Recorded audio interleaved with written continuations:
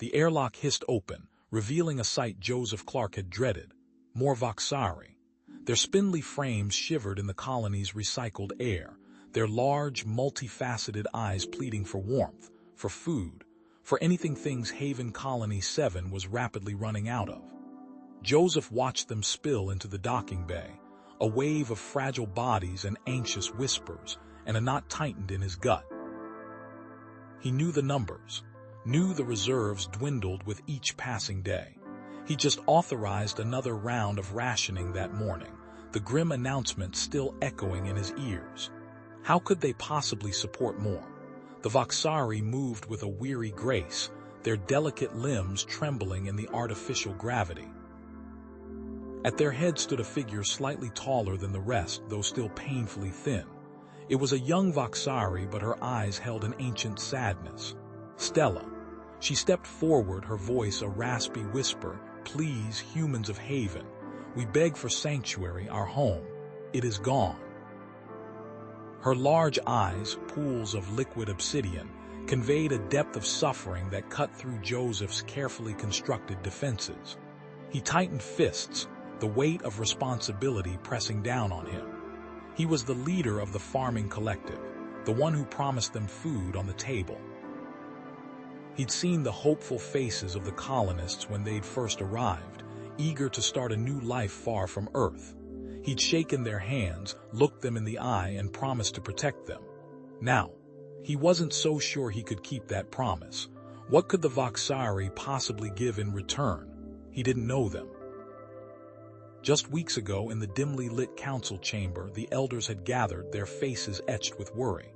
"The hydroponics are failing, Joseph," Elder Miriam had said, her voice tight. "The nutrient solution is contaminated. We're losing crops faster than we can grow them." Elder Thomas, a grizzled veteran of the colony's early days, had smacked his palm on the table. "We have reserves. We'll ration, we always do.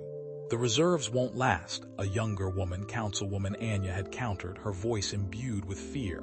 "Not if this blight continues. We need to consider other options." Miriam had sighed, her gaze sweeping over the worried faces. "There's talk of reducing the nutrient supplements, prioritizing the children, the farmers, starving the elderly." Thomas had roared. "That's not the Haven way." Anya's voice was soft yet firm. "We cannot turn away those in need, Joseph. It is against everything we stand for." Joseph had listened, his mind racing, the weight of their survival heavy on his shoulders. He remembered the promise he made to his wife before she died, to protect their daughter and the colony. A promise that now felt like a noose tightening around his neck. "We can offer temporary shelter," Joseph said, his voice betraying none of his inner turmoil.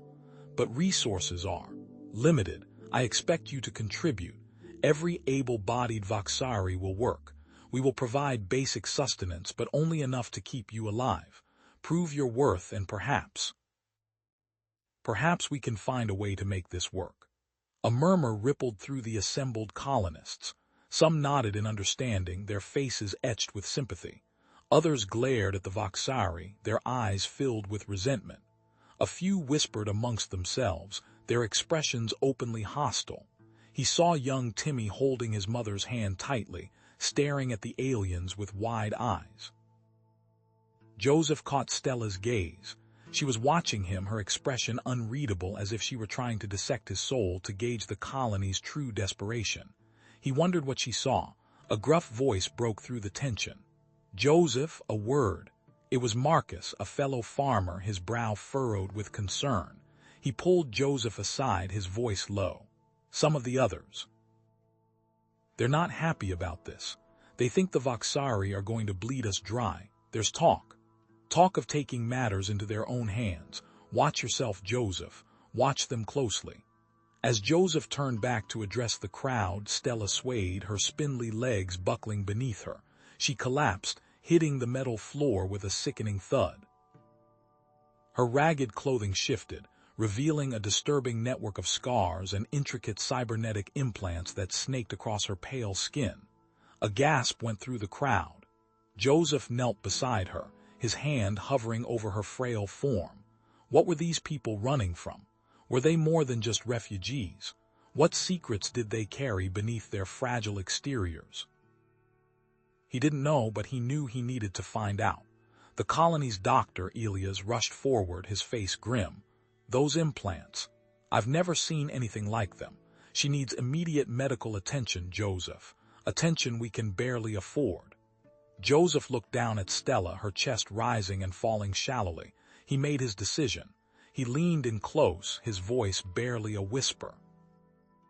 Stella, he said, what exactly are you running from? Stella's gaze flickered away, her multifaceted eyes clouding over. It's complicated, Joseph, things you wouldn't understand. She hugged herself, her spindly arms barely able to reach around her own thin frame. We've faced betrayals before, promised sanctuary only to be met with worse. He saw the flicker of pain in her eyes, the raw, unspeakable horror lurking beneath the surface. He wouldn't push, not now. I understand caution, Stella, but we need to know what we're up against if we're going to protect everyone. That night, Joseph tossed and turned in his bunk, the colony's recycled air thick with the smell of stale algae and worry. A soft keening drifted from Stella's nearby cot, punctuated by fevered muttering. He slipped out of bed, drawn by the sound. Stella thrashed, her body rigid. Swarms, consuming everything. No escape. Her voice cracked, a child's whimper lost in the vastness of space. He gently shook her awake.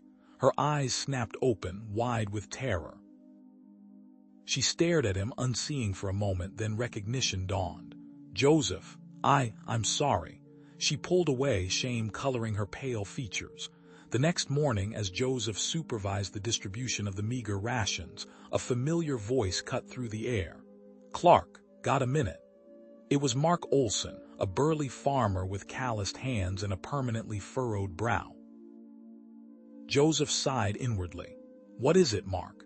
It's about those aliens, Mark spat, glancing nervously at the group of Voxari huddled near the hydroponics bay.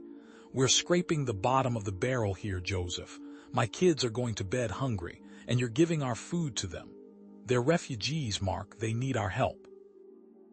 Joseph kept his voice even despite the rising tide of anger within him. Our help? What about our families? Are we supposed to starve so they can live? I saw you talking to her, favoring her, giving her the best rations. He pointed a calloused finger at Stella, who was watching the exchange with wide, apprehensive eyes. Are you forgetting who you are supposed to be helping? Before Joseph could respond, a commotion erupted near the food storage. Panic flared in the colonists' eyes. The rations, they've been stolen. Someone shouted.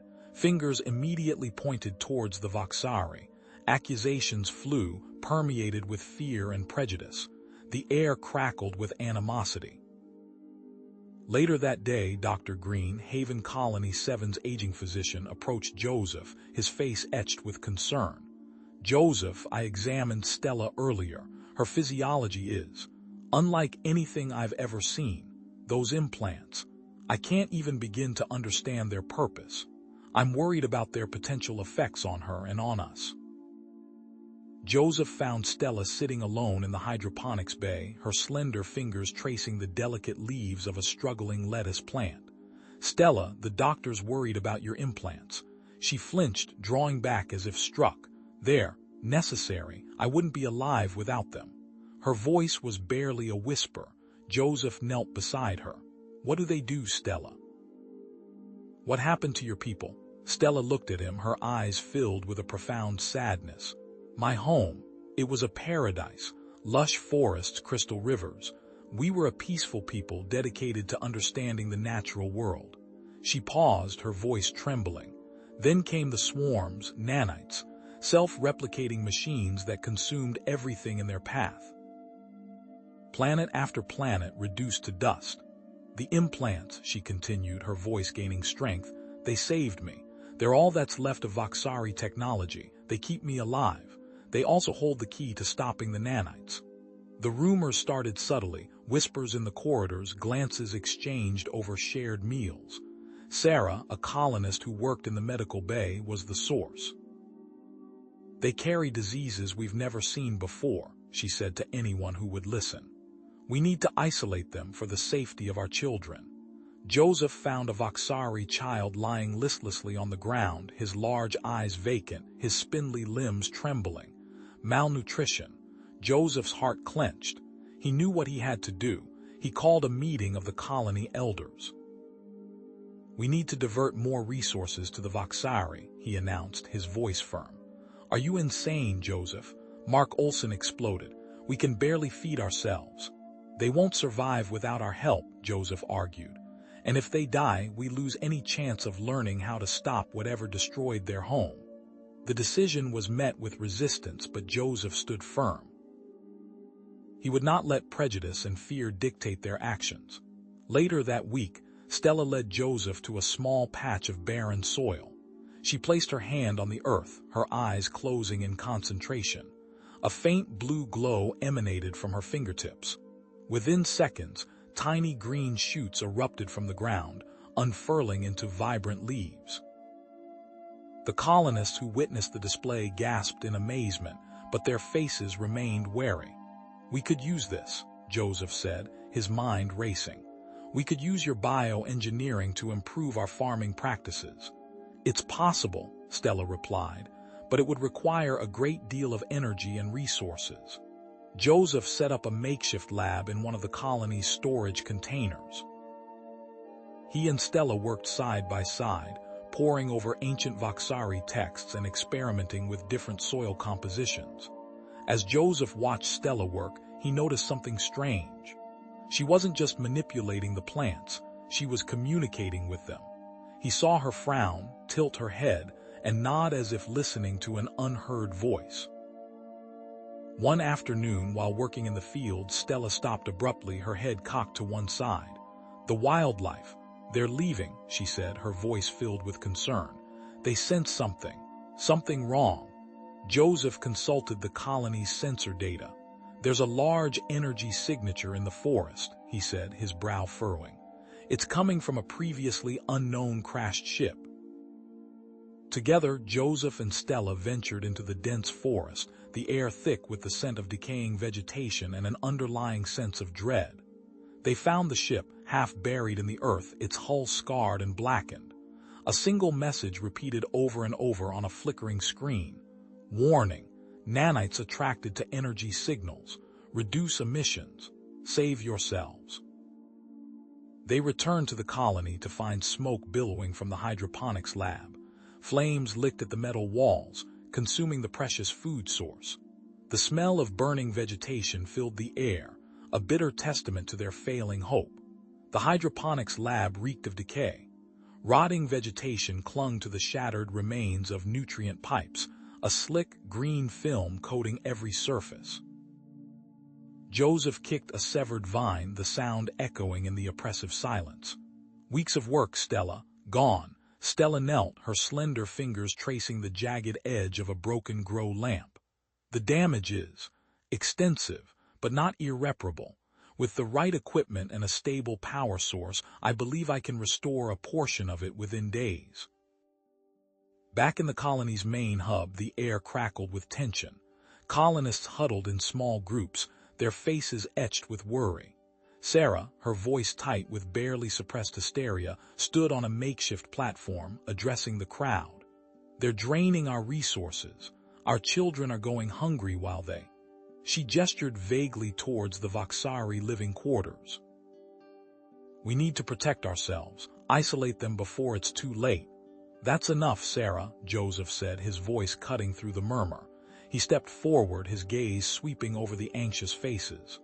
"We're not going to isolate anyone, but we will institute stricter rationing and a curfew. Until we can figure out how to get through this, everyone needs to make sacrifices." He knew it was a half measure, a desperate attempt to appease both sides, but it felt like the only option. Later, in his cramped quarters, Stella projected schematics onto the wall.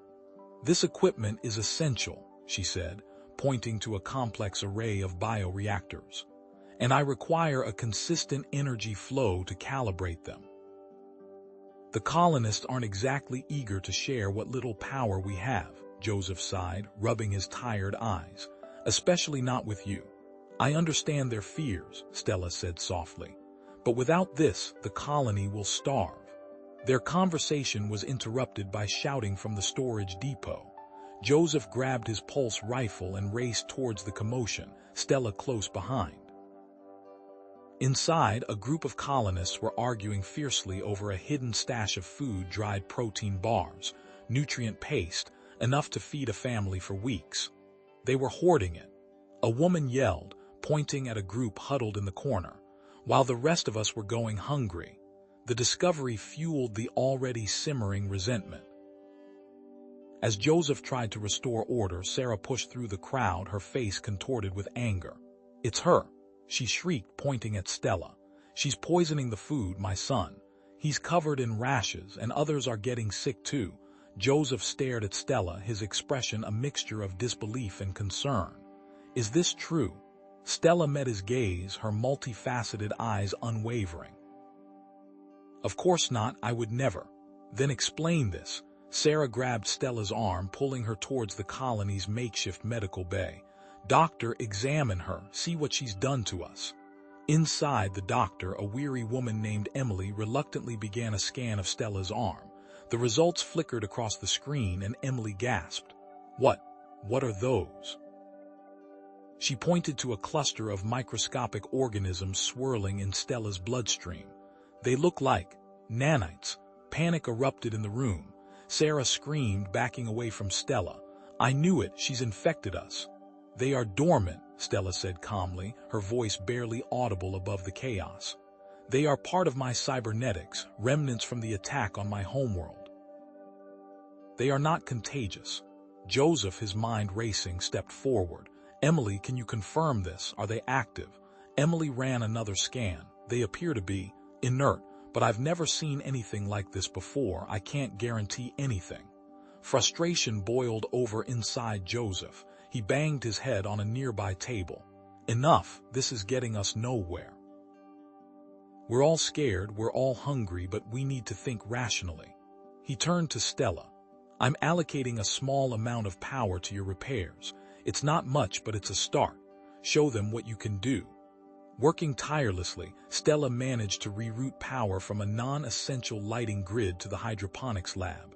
Within hours, a small section of the lab was humming with life. Seedlings sprouted from the nutrient-rich soil, bathed in the warm glow of the repaired grow lamps. "Impressive," Joseph said, surveying the scene, "but it's not enough." Stella nodded, her gaze fixed on the flickering energy readings. "There's something else, the plants. They're emitting a strange energy signature. I've seen it before." "Where?" "On the crashed ship." The same energy signatures emitted from the nanites. Joseph frowned. "You think they're connected?" "I do. I believe we can use this signature to determine where the nanites will strike next." "Then we need to go back to the ship," Joseph said, his voice grim. Under the pale light of the colony's artificial sun, they made their way back to the crash site. Stella connected her scanner to the ship's damaged communication array, sifting through the garbled data. "I've found something," she announced, her voice tight with urgency. "A more complete message. The nanites. They're attracted to planets with high concentrations of organic material and technology." Joseph's blood ran cold. "You mean us?" "The colony's life support systems, the hydroponics, even my own technology. They're all acting as a beacon." "So, what do we do?" Joseph asked, his voice barely a whisper. Stella turned to him, her expression grave. "We need to find a way to mask the colony's energy signature, and we need to do it fast. Time is running out." Joseph and Stella returned to the central hub, the colony's de facto town square, its recycled air thick with a palpable tension. The elders awaited them, their faces etched with a mixture of hope and suspicion. "The ship's signature," Elder Miriam began, her voice raspy. "What can be done?" Joseph stepped forward, his gaze sweeping across the assembled faces. "We believe we can reduce the colony's energy footprint, making us less visible." He gestured to Stella. Stella has identified several key areas. Stella projected a holographic schematic of the colony onto the wall. "Power conservation is paramount. reduced lighting in non-essential areas, shorter sanitation cycles, and modifications to the life support systems to minimize energy expenditure. A murmur rippled through the crowd. A colonist named Mark scoffed. Shorter showers. We're already rationing water. How much more are we supposed to sacrifice? These are temporary measures, Joseph said, his voice firm, until we can find a more permanent solution. Stella began working on her biofilter in a makeshift lab, a converted storage room that reeked of algae and recycled nutrients. The air hung heavy with the metallic tang of processed waste. She tinkered with the Voxari technology, its sleek, organic curves stark against the room's utilitarian metal walls. Adapting it to process human waste was proving difficult. The colony's waste composition was far more complex than anything she'd encountered before. Days turned into weeks, and the proposed changes met with increasing resistance. In the mess hall, colonists grumbled over their meager rations, their faces gaunt. "They expect us to live like cave dwellers," a woman whispered, her voice imbued with resentment. "Also, they can be comfortable." Sarah, a medic with haunted eyes, moved through the crowd, her voice low and persuasive. "Did you hear about little Timmy? Broke out in a rash after the new air filters were installed. It's the Voxari, I tell you, they're poisoning us." More colonists began exhibiting symptoms: itchy skin, a persistent cough, a bone-deep fatigue that no amount of sleep could cure. Fear, like a contagion, spread through the colony. Joseph, his face etched with worry, addressed the colony. "I'm mandating medical checkups for everyone. We need to understand what's happening." Sarah confronted him, her voice sharp. "Medical checkups, or mandatory injections. We know what you're up to, Joseph. You're siding with them." Stella, meanwhile, worked tirelessly in her lab, the hum of her equipment a constant drone. She cross-referenced the energy signatures of the crashed ship with the medical data, her multifaceted eyes scanning the endless streams of numbers and graphs. Then, a breakthrough, a flicker of recognition in the data stream. Stella gasped, her spindly fingers flying across the console. "Joseph, I think I've found something." She projected a complex graph onto the wall. "There's a correlation. A specific enzyme present in the ship's energy signature is also found in elevated levels in the sick colonists." Joseph frowned. "An enzyme? What does that mean?" "I hypothesize that debris from the ship contains a compound," Stella explained, "reacting with the colony's atmosphere and our biology. It is incompatible." Joseph found Sarah in the medical bay, her face pale and drawn. "Sarah, we need to talk." "Stay away from me," she spat, her voice trembling. "You and your alien friend." "Sarah, please, people are getting sick. My people, your people, I need you to trust me." And Stella, Sarah's composure crumbled. "Trust you, my husband, my child. They're so sick, Joseph, I can't lose them." Tears streamed down her face. "It's the Voxari. They're responsible." "No, Sarah, you're wrong." Joseph's voice was soft, pleading. "Stella is trying to help." Sarah sobbed, her body shaking. I sabotaged the hydroponics. I thought it was poisoning us. I hoarded food for my family." Stella entered, her voice calm. "The nanites within me are dormant and are not contagious. However," she displayed a scan of the hydroponics lab, "I also detect the same enzyme from the energy signature in the plant samples." Joseph ran a hand through his hair, desperation clawing at him. "Then what do we do? How do we stop this?" He turned to Stella. "Examine Sarah's family. Please, Stella, I need to know." Stella examined Sarah's husband and child, her delicate fingers tracing the rash on their skin, her brow furrowed in concentration. "The symptoms are complex. It is a combination of the nanite enzyme and a common allergen in the colony's food supply, a protein synthesis." Hours later, Stella emerged from her lab, holding a vial filled with a shimmering, opalescent fluid. "A bio-antidote," she announced, her voice weary but triumphant. "It should neutralize the enzyme." She administered the antidote to Sarah's husband and child. Within minutes, the rash began to fade, their breathing eased, and a flicker of color returned to their faces. Sarah watched, her eyes wide with disbelief. As her child stirred and smiled weakly at her, Sarah's hardened expression softened. She looked at Stella, her voice thick with emotion. "Thank you," she whispered. "Thank you. There is still much to do," Stella said gently, "but this is a start." Sarah took a deep breath. I have access to a hidden cache of medical supplies. I hoarded them in case things got worse. It might help you synthesize more of the antidote." Joseph looked at Stella, a glimmer of hope in his eyes. "Can we do it? Can we produce enough for everyone?" Stella nodded, her gaze firm. "With Sarah's supplies and our own resources, yes, we can." They worked through the night, side by side, the human medic, the alien bioengineer, and the desperate farmer, united by a common purpose, to save their colony together. The hum of the makeshift biogenerator filled the cramped medical bay, a counterpoint to the rhythmic slosh of fluids in the mixing vats. Joseph cranked a valve, his brow slick with sweat under the flickering emergency lights. Sarah, her face etched with perseverance, carefully measured out a shimmering violet compound from her hidden medical stores. "Almost there," she muttered, her voice tight with a mix of exhaustion and hope. "Just a few more batches and we can start distribution." Outside, Haven Colony 7 held its breath. The first doses of the bio-antidote were administered within the hour. A wave of cautious optimism rippled through the colony as reports trickled in. Fever subsiding, aches diminishing, the telltale metallic sheen fading from colonists' eyes. But the relief was short-lived. Within hours, a new wave of complaints surfaced. Colonists stumbled through the dimly lit corridors, shielding their eyes. "The light! It burns!" A farmer cried, his face contorted in pain. Others whispered of fleeting visions, shadows dancing in the periphery, whispers on the wind. Stella, her brow furrowed with concern, examined a young girl who claimed to see luminous insects crawling on the walls. "Increased sensitivity and mild hallucinations," she murmured, her multifaceted eyes reflecting the girl's fear.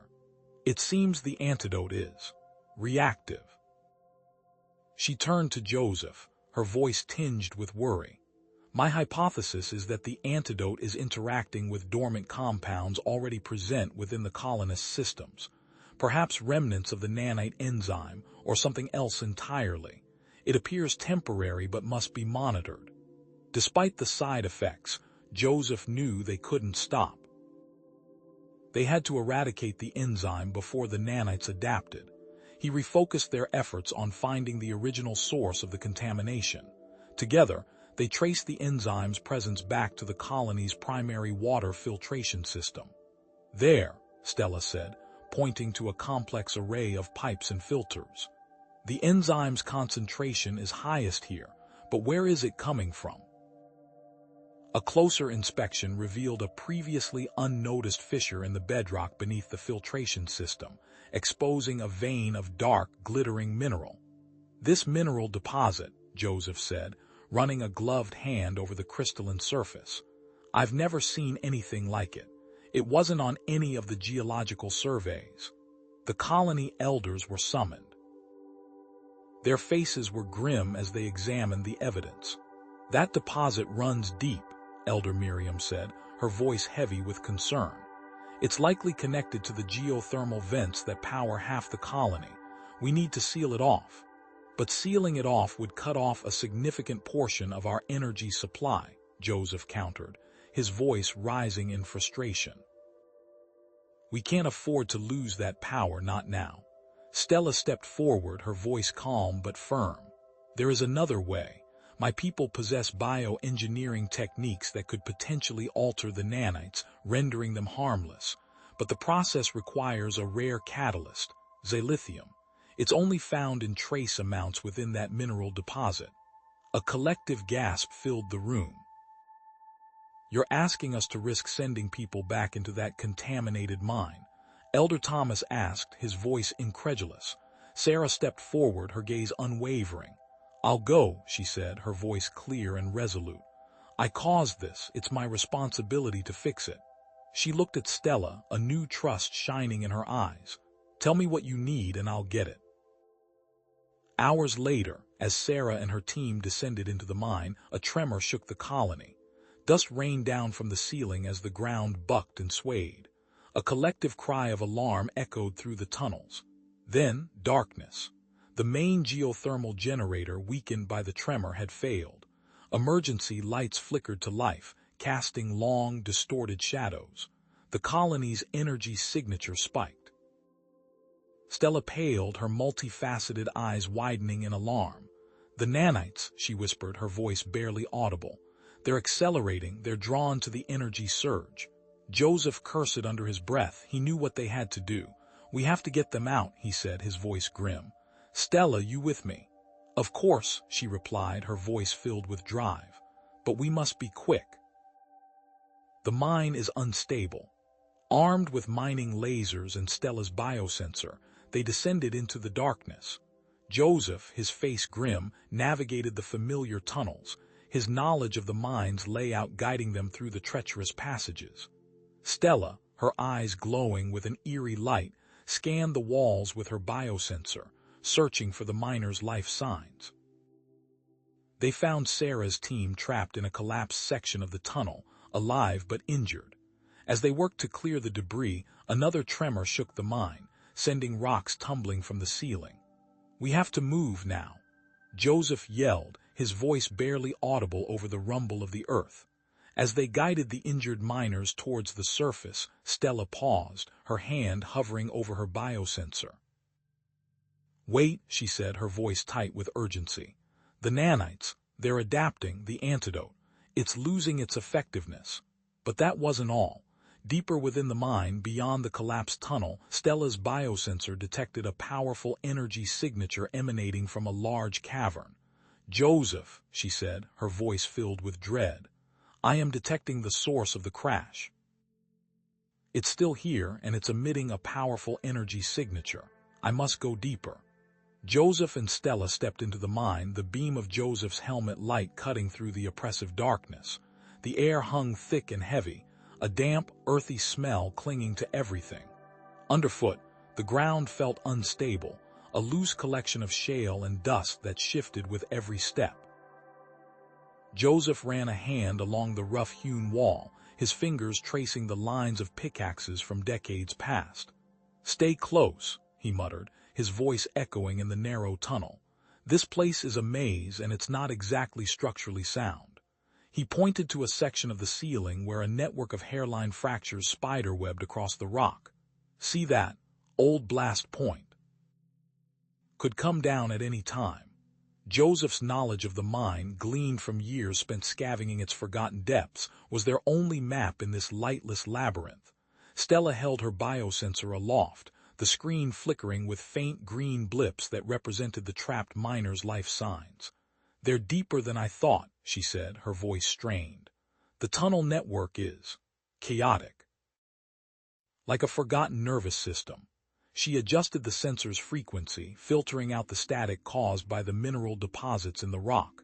Suddenly, the comms crackled and died, leaving them in a disconcerting silence. Joseph swore under his breath. "Damn mineral interference. Guess we're back to hand signals." He tapped his helmet twice, the pre-arranged signal for "stay alert." A sharp intake of breath from Stella made Joseph whirl around. She clutched her chest, her multifaceted eyes squeezed shut in pain. "Nanite enzyme," she gasped, her voice barely a whisper. "Pocket of high concentration." The air shimmered faintly around her, a barely perceptible distortion that spoke volumes about the invisible threat. The cybernetics woven into her body hummed, working overtime to filter out the poison, but Joseph could see the effort etched on her pale face. They pressed onward, the silence amplifying the drip, drip, drip of water echoing through the tunnels. Ahead, a wall of rubble blocked their path. Joseph shone his light on the collapse, revealing a jumbled mess of rocks and timbers.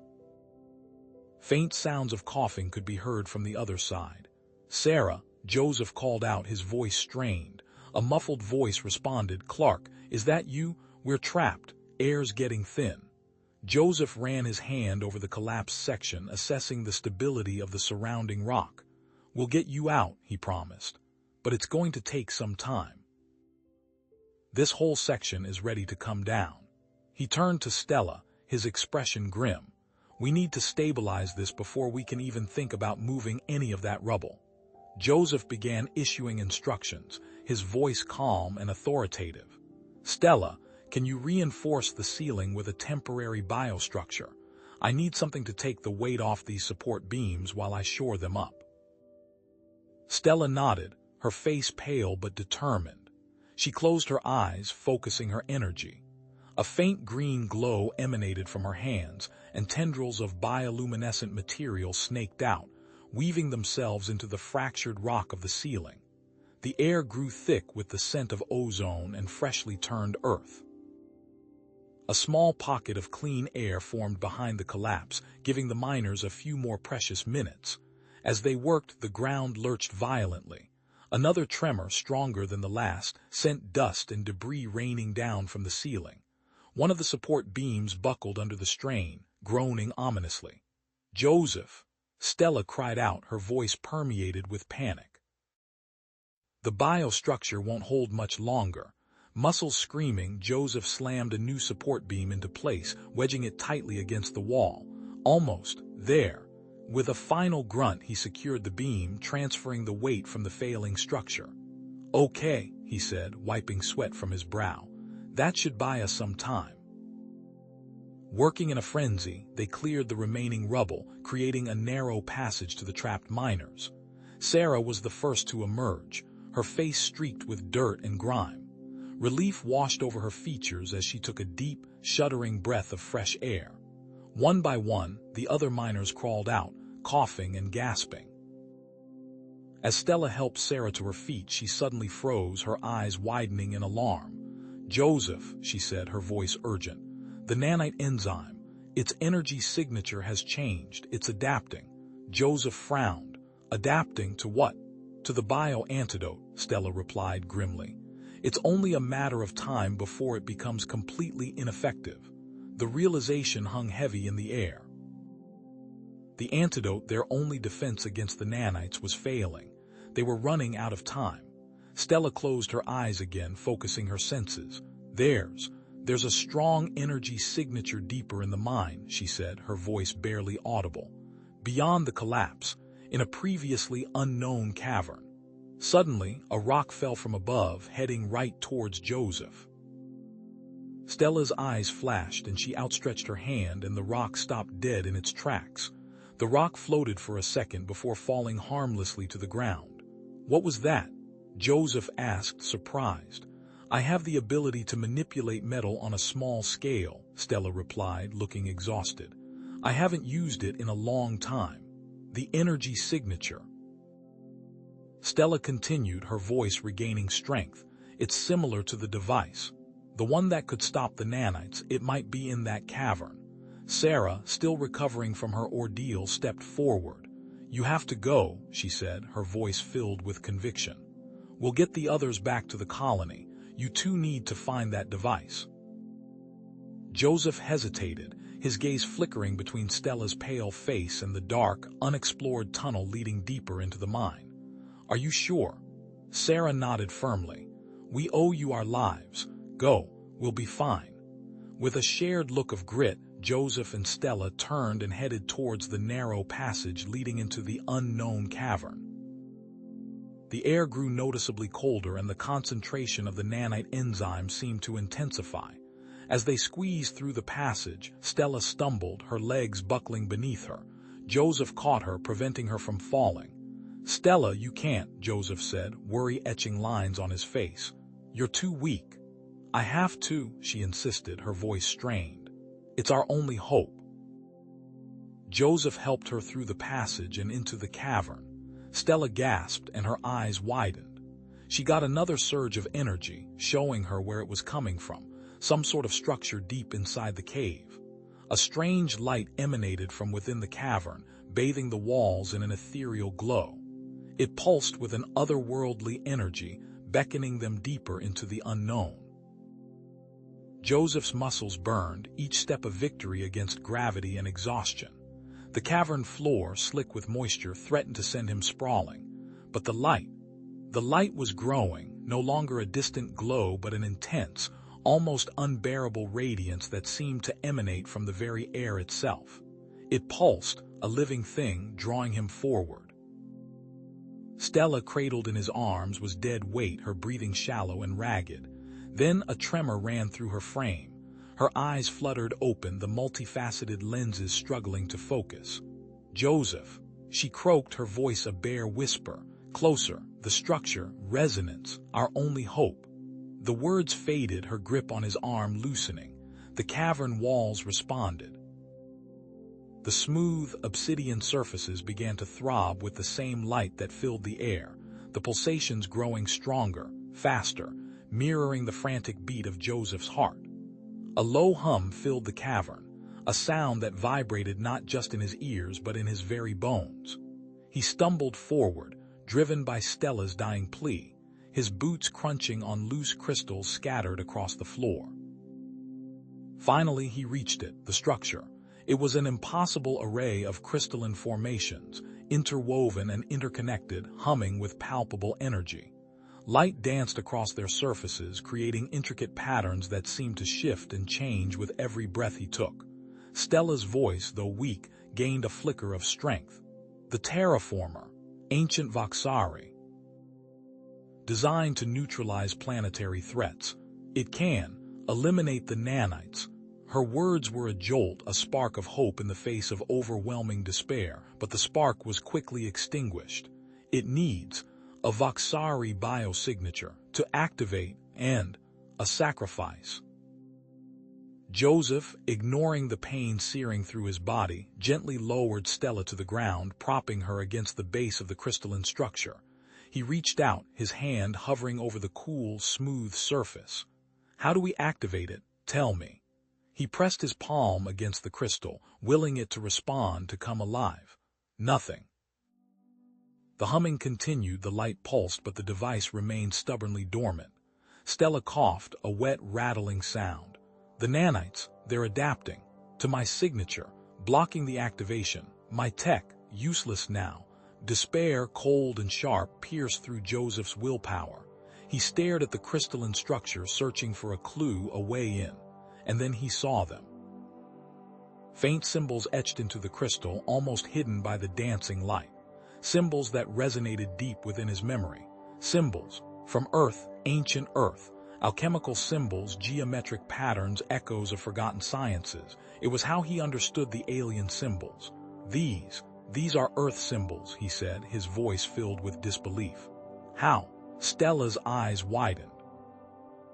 "The Voxari, we learned from many, across the galaxies, there is a method to calibrate the device to a different life form." Joseph's heart leaped. "Then let's do it, calibrate it to me." Stella shook her head weakly. "No, Joseph, it is highly experimental, potentially lethal, cellular destabilization. You could die." He met her gaze, his own unwavering. "We don't have a choice, Stella. If this is the only way, then I'm doing it." He took a deep breath and reached for the device. Stella, with a surge of unexpected strength, guided his hand to a specific point on the crystalline surface. "Here, focus your mind, your DNA." The moment his fingers made contact, a jolt of pure energy surged through him, a searing, agonizing pain that threatened to shatter his bones. He cried out, his body convulsing, every cell screaming in protest. He felt as if he was being torn apart, molecule by molecule, reassembled in some alien, incomprehensible form. Slowly, agonizingly, the device began to respond. The humming intensified, the light flared, and holographic projections flickered into existence above the crystalline structure. Images of the planet's ecosystem, the sparse vegetation, the dried-up riverbeds, the struggling colony farms swam before his eyes. And then, the encroaching swarm. A vast, dark cloud consuming everything in its path. But something was wrong. The projections shifted, revealing a new level of complexity. The nanites weren't just consuming, they were adapting, evolving. becoming more resistant to known countermeasures. A voice, ragged but familiar, cut through the chaos. Joseph, Stella. Sarah, her face streaked with dirt, stumbled into the cavern, followed by a group of equally disheveled miners.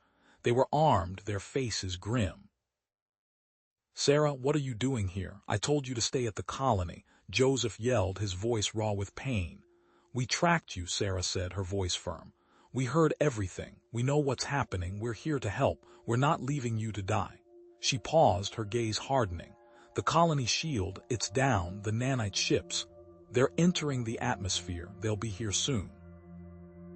Stella's breath hitched. "Then, there is no time. The device, it needs a massive energy source. To fully activate, the only source is my life force." Joseph whirled on her, his face contorted with fury and despair. "No, I won't let you do this. There has to be another way." Stella reached out, her frail hand finding his. Her touch was surprisingly strong, her gaze unwavering. "There is no other way, Joseph. You know that. I can feel it. My life. For the colony, for my people. It is a worthy sacrifice." Tears streamed down Joseph's face. I can't ask you to do this." Stella smiled, a sad, beautiful smile that pierced him to the core. "You are not asking, Joseph. I am choosing. I trust you to make the right choice, to activate the device, to save us all." "No," Joseph said, his voice raw, the word echoing in the cavern. He gripped Stella's hand, his fingers tightening. "There has to be another way. We can reroute power, find a different frequency, anything but this." Stella's multifaceted eyes, usually sparkling with intelligence, were clouded with a quiet persistence. "Joseph, there is no other way. We have exhausted every option. The nanite ships." She paused, wincing as a tremor ran through her spindly frame. "They are almost here. This is the only chance for haven, for my people, for yours." Outside, a low, guttural hum vibrated through the rock, growing louder with each passing moment. Panic flared in the eyes of the colonists huddled near the cavern entrance. They knew what that sound meant. Death was descending. Joseph's heart made. He looked from Stella's pale face to the anxious faces of the colonists. He was trapped, pinned between his heart and his duty. He ran a hand through his hair, the gesture filled with frustration and despair. "Damn it, Stella, damn it all." He finally relented, his voice barely a whisper. All right, I'll help you, but I swear I'm going to find a way to minimize the risk. I won't let you do this alone." Stella offered a weak smile. "I know you won't." She inhaled sharply. "The process. It requires a precise calibration. The device needs to resonate with my biosignature. You'll have to oversee it, Joseph. I'll guide you, but your hand must be on the controls." A figure emerged from the shadows. It was Sarah, her face etched with a steadfast perseverance. Beside her stood 2 other members of the medical team, carrying diagnostic equipment. "We can help," Sarah said, her voice surprisingly steady. "We can monitor Stella's vital signs, try to mitigate the damage." Joseph stared at her, surprised by the offer. After all, they had been at odds just days ago. Stella nodded, accepting Sarah's assistance without hesitation. "Thank you, Sarah. Your expertise will be invaluable." The colonists worked quickly, preparing the crystalline structure for the procedure. Wires snaked across the cavern floor, connecting the ancient device to a series of monitors displaying complex waveforms and numerical data. Stella lay down on the crystalline surface, her body dwarfed by the alien technology. Sarah and her team attached sensors to her wrists, ankles, and temples, their movements precise and efficient. Joseph stood beside the device, his hands hovering over the controls. They were cold, alien, and utterly incomprehensible. He looked at Stella, seeking reassurance. "Begin," she whispered, her voice strained. "Follow the sequence I showed you. Maintain the energy flow at 30%. Watch for fluctuations." Joseph took a deep breath and activated the device. A low hum filled the cavern, growing in intensity as the crystalline structure began to glow with a soft, ethereal light. He carefully adjusted the controls, following Stella's instructions, his eyes fixed on the monitors. The energy output of the device fluctuated wildly, spiking and dipping erratically. Stella gasped, her body convulsing as the device attempted to draw upon her life force. Sweat beaded on her forehead and her breathing became shallow and ragged. Energy levels unstable. Sarah called out, her voice filled with alarm. Her heart rate is spiking. We need to stop. Stella shook her head weakly. No, continue, we must. Calibrate. Joseph hesitated, torn between his desire to save Stella and his responsibility to the colony. He looked at her face, contorted in pain, and his heart clenched. Joseph, Stella said, her voice barely audible. Focus. Remember our goal. Remember the trust I placed in you. He swallowed hard, his throat tight with emotion. He had to do this. He had to trust her. He pushed the device to its limits, carefully adjusting the controls, his hands trembling with effort. Stella's condition worsened with each passing moment. Her skin became translucent, her breathing shallow and erratic. The monitors displayed a horrifying cascade of declining vital signs. Suddenly, a deafening roar echoed through the cavern. The nanite ships had entered the atmosphere, their weapons firing upon the colony. Explosions rocked the ground, sending tremors through the cavern walls. Dust and debris rained down from the ceiling. The crystalline structure vibrated violently, disrupting the calibration process. The energy output of the device surged uncontrollably, overloading the circuits. Sparks flew from the control panel and the monitors flickered and died. Joseph struggled to regain control of the device, but the energy fluctuations were becoming increasingly erratic. He knew they were running out of time. Stella's eyes glowed with an intense, otherworldly light. She reached out, her hand grasping Joseph's arm. Resonance. She whispered, her voice barely audible above the chaos. Resonance frequency. Override. Joseph stared at her, his mind racing. He knew what she meant. He had to bypass the safety protocols, push the device beyond its limits. It was a desperate gamble, but it was their only chance. He input the final command, overriding the safety protocols. The device emitted a blinding flash of light, bathing the cavern in an unbearable brilliance. The energy surged through everyone back, slamming them against the cavern walls. The world dissolved into a swirling vortex of light and sound. Then, silence. Joseph staggered to his feet, his head spinning, his ears ringing. He rushed to Stella's side, his heart pounding in his chest. She lay motionless on the crystalline structure, her eyes closed, her body limp. The device was silent, inert. He reached out, his hand trembling, and touched her cheek. It was cold, unresponsive. Joseph's fingers flew across the medical scanner, his breath catching in his throat. Lines of data scrolled past, meaningless blurs. Damn it, Sarah, what's happening? Sarah, her face pale and drawn, adjusted a sensor on Stella's forehead. She's alive, Joseph, barely, coma deep, minimal brain activity, the procedure. It did what it was supposed to, but... She trailed off, shaking her head. A shudder ran through the med bay as another nanite strike hit the colony. The lights flickered, then died, plunging the room into emergency lighting. A klaxon blared, a mournful cry swallowed by the sounds of tearing metal and collapsing structures. The shield, their supposed savior, was failing. Joseph pushed himself away from the scanner, his hands clenched into fists. He stumbled out of the med bay, his boots crunching on shattered plasteel. Outside, Haven Colony 7 was burning. Buildings crumbled, fires raged, and the sky was choked with metallic dust. The nanites, like locusts of steel, were tearing everything apart. He stared, grief and anger warring within him. He'd pushed Stella, convinced her. This was his fault. He found a group of colonists huddled near a collapsed hydroponics farm, their faces etched with despair. A few were packing meager belongings, preparing to flee to the escape pods. "It's over, Joseph," a woman sobbed, her voice raw with exhaustion. "We sacrificed everything, and for what? We can't fight them, we can't win." "Don't say that," Joseph roared, his voice cracking with emotion. He grabbed the woman by the shoulders, his grip tight. "Don't you dare give up.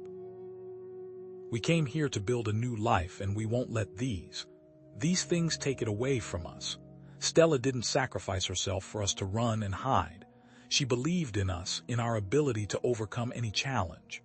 Are we going to prove her wrong? His words, fueled by grief and desperation, seemed to ignite a spark in the colonists' eyes. They straightened their shoulders, their faces hardening with persistence. The woman he held nodded slowly, tears streaming down her cheeks. Just then, Sarah rushed out of the med bay, her eyes wide with excitement. "Joseph, you need to see this. There are strange energy readings coming from Stella, fluctuating in resonance with the nanite frequency." Joseph's mind raced. Resonance frequency. Stella had mentioned something about that before everything, something about disrupting their communication network. "What is it, Sarah?" he asked, his voice tight with anticipation. "What are you saying?" "I don't know exactly," Sarah admitted, "but it's like her body is reacting to the nanites, emitting some kind of energy pulse." Joseph remembered Stella's last words about disrupting their communication, and it clicked.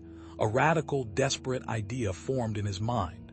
"We can use her," he said, his voice barely a whisper. "We can use her as a conduit to transmit a disruptive pulse to the nanites." A gasp went through the crowd. "Use her, but she's comatose," Joseph finished, his voice firm. "But she's still alive. And if Sarah's readings are correct, she's our only chance. It's what she would have wanted." That's exploiting her," a colonist protested, his face etched with disgust. "It's survival," Joseph countered, his gaze unwavering. "It's the only way to save this colony, to honor her sacrifice. We have to try." Hesitation lingered in the colonists' eyes, but the Voxari refugees stepped forward, their multifaceted eyes gleaming with perseverance. "We will assist," one of them said, his voice raspy but firm. "We have knowledge of bioenergy fields. We can help amplify the signal." Working together, humans and Voxari jury rigged the ancient device, stripping parts from the failing colony systems. Wires sparked, tools clattered, and the air crackled with tension. They rerouted the device's energy input to draw power from the colony's dwindling reserves. The humming of the device grew louder as it was reactivated, a beacon of hope in the face of annihilation. Finally, they were ready. Joseph gave the order, and the device emitted an amplified pulse, bathing the colony in an ethereal glow. For a moment the nanite ships faltered, their movements becoming erratic. The colonists cheered, their faces alight with hope. But their celebration was short-lived. The nanites quickly adapted, their movements becoming even more frenzied, their attack resuming with increased ferocity. The shield, already weakened, buckled and shattered. The energy feedback from the nanites began to overwhelm the device, causing it to overload. Sparks flew, wires melted, and the air filled with the acrid smell of ozone. "It's going to explode," a Voxari cried, his voice infused with panic. Joseph stared at the failing device, his mind racing. The pulse needed more power, a much higher, more focused energy source. But where could they get it? The colony's reserves were nearly depleted. "The geothermal core," a voice shouted above the din. It was Old Man Fitzwilliam, one of the original settlers. "The vent near the south ridge. It's risky, but it could provide the power we need." Joseph looked at Fitzwilliam, then at the failing device, then at the encroaching nanite swarm. It was a desperate gamble, but they had no other choice. "Get the Voxari engineers," he ordered, his voice filled with unyielding commitment. "We're going to tap into the geothermal vent." Under Joseph's direction, the colonists and Voxari engineers worked feverishly to modify the device, rerouting its energy input to draw power from the geothermal vent. As they worked, Sarah monitored Stella's vital signs, her brow furrowed with concern. "Joseph," she said, her voice hushed, "Stella's brain activity. It's spiking. Every time we get closer to finishing the modifications, her brain activity increases." Joseph felt a chill run down his spine. What was happening? Was Stella somehow aware of what they were doing? Finally, the modifications were complete. They connected the device to the geothermal vent, and an immense surge of energy coursed through the system, the lights of the colony going out as the device sucked all the power it could get. The device hummed and began to glow with a soft light. The drill bit punched through, and the world exploded, not with fire but with raw, untamed energy. A geyser of superheated steam roared skyward, shaking the very foundations of Haven Colony 7. The air shimmered with heat, the metallic tang of superheated rock stinging Joseph's nostrils. "Now," he bellowed, his voice barely audible above the din. "Get that connection made." The colonists, a mix of humans and Voxari, moved with a frantic, desperate energy. They wrestled the heavy power cables towards the geothermal tap, their faces slick with sweat and grime. The ground trembled beneath their feet, a low, guttural rumble that resonated deep in their chests. Sparks flew as they slammed the final connection into place. The device, a jury-rigged monstrosity of human and Voxari tech, shuddered to life. Lights flickered erratically across its surface, casting long, dancing shadows. The colony itself groaned, power siphoned from every corner to feed the insatiable machine. Energy readings spiking. Sarah shouted from her monitoring station, her voice tight with concern. "Stella's levels are off the charts, exceeding all previous parameters." But on the main view screen, a flicker of hope. The nanite ships, previously locked in perfect formation, began to drift, their movements erratic and uncoordinated. "It's working," a colonist yelled, pumping a fist in the air. "We're disrupting their formation." The Voxari monitors confirmed it. "There's a weakness," one of them reported, his multifaceted eyes wide with disbelief. "A vulnerability in the swarm's central processing matrix." The elation was short-lived. Almost as one, the nanite ships corrected their course, focusing their collective energy on a single point, the geothermal tap. "They're targeting the source," Joseph roared. "Reinforce the defenses, now, everything we've got." The colonists scrambled, dragging heavy durasteel plates, energy shields, anything they could find to protect the vulnerable tap. But the nanites were relentless, their energy weapons cutting through the makeshift defenses seamlessly. A high-pitched whine filled the air as the device began to overheat. Warning alarms blared throughout the colony, a cacophony of flashing lights and piercing sounds. "Coolant system failing." A technician screamed. "We need to reroute the secondary feed." Joseph barked orders directing the flow of coolant, but the damage was already escalating, spreading like a virus through the system. Suddenly, Sarah's voice cut through the chaos, her tone permeated with horror. "Joseph, I'm seeing a resonance feedback. The nanites are creating a loop. With Stella's brain." He turned to see Stella, her face contorted in pain, her body convulsing. Her lavender skin was flushed with an unnatural heat and her breathing was ragged and shallow. "Her vital signs are crashing," Sarah cried. "Massive neurological stress, we need to shut it down." But on the main view screen, the nanite ships were faltering, their attack weakening. They were so close. "We can't," Joseph yelled. "Not yet, we're breaking through." Another colonist screamed. "The device is pulling too much power, it's going to burn out." Then, a deeper, more ominous rumble. Fissures cracked across the ground around the geothermal vent, spiderwebbing outwards. Joseph felt a cold dread creep into his heart. The system is overloading, he realized, his voice barely a whisper. It's going to trigger a volcanic eruption.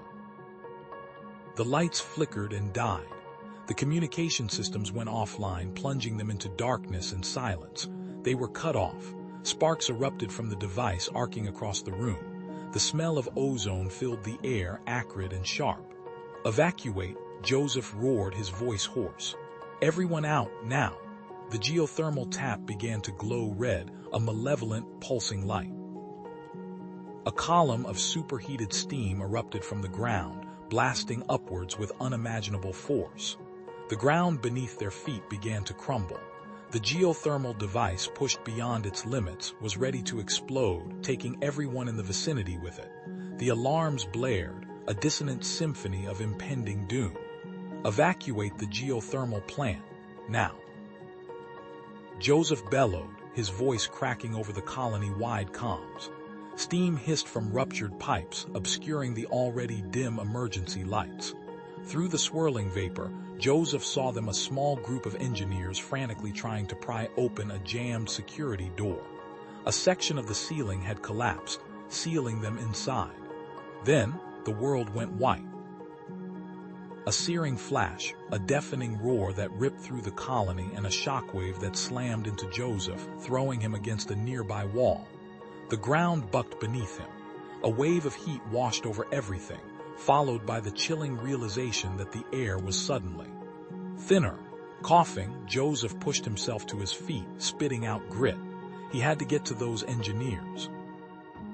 He grabbed two other colonists, their faces pale with shock, and stumbled towards the geothermal plant. The structure was a mangled mess of twisted metal and shattered concrete. Steam billowed from every crevice, scalding anything that dared to approach. "Engineers, can anyone hear me?" Joseph yelled, his voice hoarse. He heard a groan, faint but unmistakable, from within the wreckage. Back at the makeshift medical bay, Sarah was frantically working on Stella. The Voxari's breathing was shallow and ragged, her usually vibrant skin now a sickly gray. Thin tendrils of energy crackled around her cybernetic implants, overloading from the geothermal surge. Her large, multifaceted eyes flickered erratically. "Her vitals are crashing," Sarah said grimly, her voice tight with worry. The energy feedback is frying her neural pathways. Suddenly, Sarah's eyes widened. She glanced at her readings again, then back at Joseph, disbelief etched on her face. "Joseph, the energy surge. It's done something. The readings are off the charts." "What are you talking about?"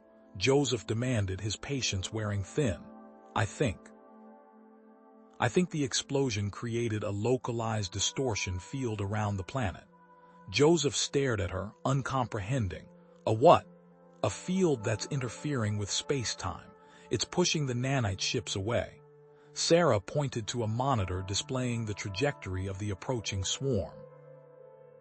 The red dots representing the nanite vessels were noticeably slowing, their course deviating from Haven Colony 7.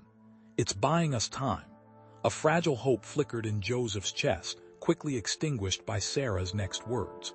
"But it's also destabilizing the atmosphere. The readings show a rapid decrease in oxygen levels. The field is tearing apart the air itself." Joseph's mind raced. A temporary reprieve bought at the cost of their very air. How long? Sarah worked at her console, running calculations. Best case scenario. A few more days, but the atmospheric decay is accelerating. We'll probably lose breathable air within 48 hours. 48 hours. Joseph knelt beside Stella, his hand hovering over her clammy skin. Her pulse was thready, barely perceptible. "We need her, Sarah. She's our only hope." Sarah shook her head, her expression bleak. "I'm doing everything I can, but her chances are getting slimmer by the minute." Then Stella's eyes fluttered open. She gasped, her body convulsing slightly. "Joseph," she whispered, her voice barely audible. Joseph leaned closer, his heart pounding. "Stella, what is it? What do you need?" "Distortion." "Field," she rasped, her gaze unfocused. I know how. To create another one." Hope surged through Joseph, raw and desperate. "How? Tell me how." Stella struggled to speak, her breath coming in ragged gasps. "Device. Upper. Atmosphere." The implications hit Joseph like a physical blow. Upper atmosphere. They'd have to build something that could survive the extreme conditions, and someone would have to fly it up there. He turned and barked orders. "Get me everything we have on atmospheric deployment vehicles. Cargo shuttles, atmospheric skimmers, anything. We need to convert it into a makeshift delivery system." The colonists sprang into action, a flurry of activity amidst the chaos. They began stripping down a cargo shuttle, welding on makeshift heat shields and rerouting power systems. It was a desperate gamble, but it was all they had. "We need volunteers," Joseph announced, his voice echoing through the makeshift hangar. Volunteers to fly this thing into the upper atmosphere and deploy the device. A hush fell over the crowd. They all knew the risks. The thin atmosphere, the extreme temperatures, the possibility of the shuttle disintegrating on re-entry. Hesitation hung heavy in the air. Then a voice spoke, clear and strong. "We'll do it." Joseph turned to see a family standing at the edge of the crowd. The father, a grizzled farmer named Ben, stepped forward, his wife and daughter by his side. They were the same family that had been the most vocal about their distrust of the Voxari, the ones who had argued most vehemently against sharing their resources. "Ben," Joseph said, surprised, "are you sure? This is a suicide mission." Ben met Joseph's gaze, his eyes filled with a newfound willpower. "We were wrong about the Voxari. We see that now. This is our chance to make things right. For our colony, for our daughter." As the shuttle crew strapped themselves in and prepared for launch, the ground began to shake again. A low rumble resonated through the colony, growing louder with each passing second. Steam vents erupted near the geothermal plant, spewing scalding vapor into the air. Another geothermal tap was about to explode. The ground bucked again, a violent spasm that threw workers off their feet. Joseph roared over the din, "Seal off the blast doors. Reinforce the support struts on levels 2 and 3. I want every available hand on this now." He pointed at a group of engineers scrambling for cover. "You, with me. We need to reroute power from the hydroponics to the emergency cooling system." Across the compound, the colonist family Ben, Maria, and their daughter, Ilara, moved with practiced efficiency through the pre-flight checks of the repurposed cargo shuttle. Ben, his face etched with a mixture of tenacity and fear, ran his hand along the worn console. Maria double-checked the oxygen levels, her movements precise and deliberate. Ilara, barely a teenager, meticulously inspected the makeshift heat shields, her brow furrowed in concentration. Despite her obvious weakness, Stella stood near the shuttle's open cargo bay, her spindly fingers tracing the lines of a modified power conduit. Her voice, though raspy, held unwavering authority. "The energy matrix must be inverted. Redirect the flow through the secondary regulator. Any fluctuation will overload the system." The engineers, despite their exhaustion, followed her instructions with a desperate urgency. Inside the shuttle, sparks flew as engineers wrestled with the navigation system. "Damn it," one of them cursed, wiping sweat from his brow. "These cargo systems weren't meant for atmospheric flight. The gyroscopic stabilizers are shot, and the altimeters giving us readings all over the place." Another tremor, stronger this time, ripped through the compound. A piercing alarm shrieked as a red light flashed on the shuttle's control panel. "Life support failure, critical component malfunction in the oxygen recycler." Sarah, her face pale with worry, rushed to the shuttle. "It's the molecular sieve. It's cracked. We need a replacement fast." "Where are we going to find a spare?" Ben asked, his voice tight with anxiety. Sarah hesitated, her eyes darting nervously around. There's one in the medical bay, but it's in the quarantine sector, the area where the sickness broke out." Joseph's face hardened. "Absolutely not. That's too dangerous. We can't risk you getting infected." "But without it," Maria started, her voice trailing off. "There has to be another way," Joseph insisted, his mind racing. He looked at Sarah, desperation etched on his face. Sarah bit her lip, then her eyes lit up with an idea. We could try using a modified medical drone. It's got manipulator arms. I could reprogram it to retrieve the sieve." Joseph considered the idea, weighing the risks. "Can you do it safely?" "I think so," Sarah said, her voice filled with dedication. "I can seal the retrieval container. It's our best shot." Minutes later, the modified medical drone, its manipulator arms whirring, floated into the darkened quarantine sector of the medical bay.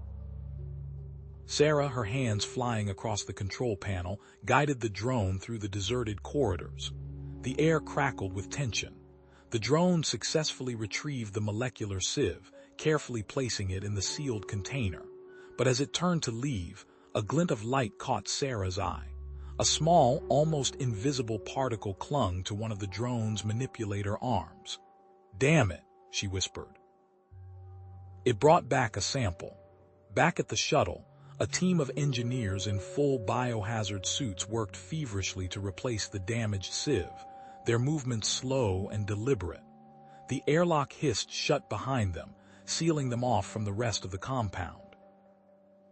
Meanwhile, Stella, her face gaunt and her movements unsteady, hunched over a holographic display, her fingers flying across the controls. Almost there," she muttered, her voice barely audible. "The coordinates, they must be precise." The complex calculations required to deploy the device in the upper atmosphere were pushing her to her physical limits. Ben approached Joseph, his face etched with doubt. "Joseph, I don't know if I can do this. The shuttle's instrumentation is practically non-existent. Navigating the upper atmosphere with this thing, it's suicide." Joseph placed a hand on Ben's shoulder, his eyes locking with his. "Ben, you're not just piloting a shuttle, you're carrying the hopes of this entire colony. You're showing them that even in the face of impossible odds, we don't give up, we fight." Stella let out a groan as she inputted the final calculations. The data flowed into the shuttle's navigation system. "Coordinates locked," she rasped, before collapsing into Joseph's arms. The launch sequence initiated with a low rumble. The shuttle's engine sputtered to life, filling the compound with a deafening roar. But then a piercing alarm shrieked through the air. Red lights flashed on the control panel. "System error, fuel line pressure critical." A frantic voice crackled over the comm system. "Joseph, we've got a problem, the main fuel line. It's been sabotaged, there's a gash in it. We're losing pressure fast." The launch was aborted, the engines dying with a mournful sigh. The shuttle sat silent on the launch pad, a testament to shattered hope and the insidious presence of treachery. Joseph's eyes sharp. "Lockdown. Seal off this entire launch area. No one in, no one out. And I want a full investigation. Now." The urgency in his voice snapped the nearby colonists into action. Some rushed to secure the perimeter, while others began examining the damaged fuel line, their faces grim. A wave of suspicion washed over the launch bay. Colonists eyed each other, whispers snaking through the crowd. Trust, already a scarce commodity, seemed to evaporate entirely. Later, in the sterile confines of the medical bay, Sarah, her brow furrowed in concentration, held up a small vial. "I found traces of this on the fuel line, Joseph. A unique chemical compound. It's a fertilizer specifically used by the Western Farming Collective, the ones who have been the loudest about the Voxari eating our share." The air in the room seemed to thicken. Joseph found the lead farmer, a gruff man named Elam, surrounded by his compatriots. "Elam," Joseph's voice was dangerously low, "a fuel line was sabotaged. The chemical signature points to your fields." Elam spat on the ground. "We didn't do nothing, but I ain't gonna lie, Clark. We're tired of seeing those spindly aliens getting special treatment. Our families are going hungry while they get fed." Before Joseph could respond, a gasp cut through the tension. Stella, who had been quietly observing the confrontation, crumpled to the ground. Her multifaceted eyes fluttered, then closed. "Sarah, get over here," Joseph barked, kneeling beside Stella. Sarah quickly examined the alien. After a moment, she looked up at Joseph, her expression grave. "It's her organs, Joseph. They're failing. The strain of whatever calculations she's been doing. It's too much for her." Sarah pulled Joseph aside, her voice hushed. "She doesn't have much time, Joseph. A day, maybe two. Whatever you're planning, you need to do it now." The revelation hit Joseph like a physical blow. He staggered back, his mind blown. A day, 2 days to save the colony, and Stella was dying. He looked back at the farmers, at Elam, whose face was etched with a mixture of defiance and fear. A flashback flickered in Joseph's mind. Elam, arguing fiercely with another farmer about the unfair distribution of resources, muttering about taking matters into our own hands. The pieces clicked into place. Elam was the saboteur. Joseph grabbed Elam by the arm, dragging him away from the crowd. "You did this, didn't you? You sabotaged the fuel line." Elam struggled, but Joseph's grip was too strong. "I did what I had to do. They're draining us, Clark. We'll all starve because of them." "Starve?" Joseph's voice rose, echoing across the launch bay.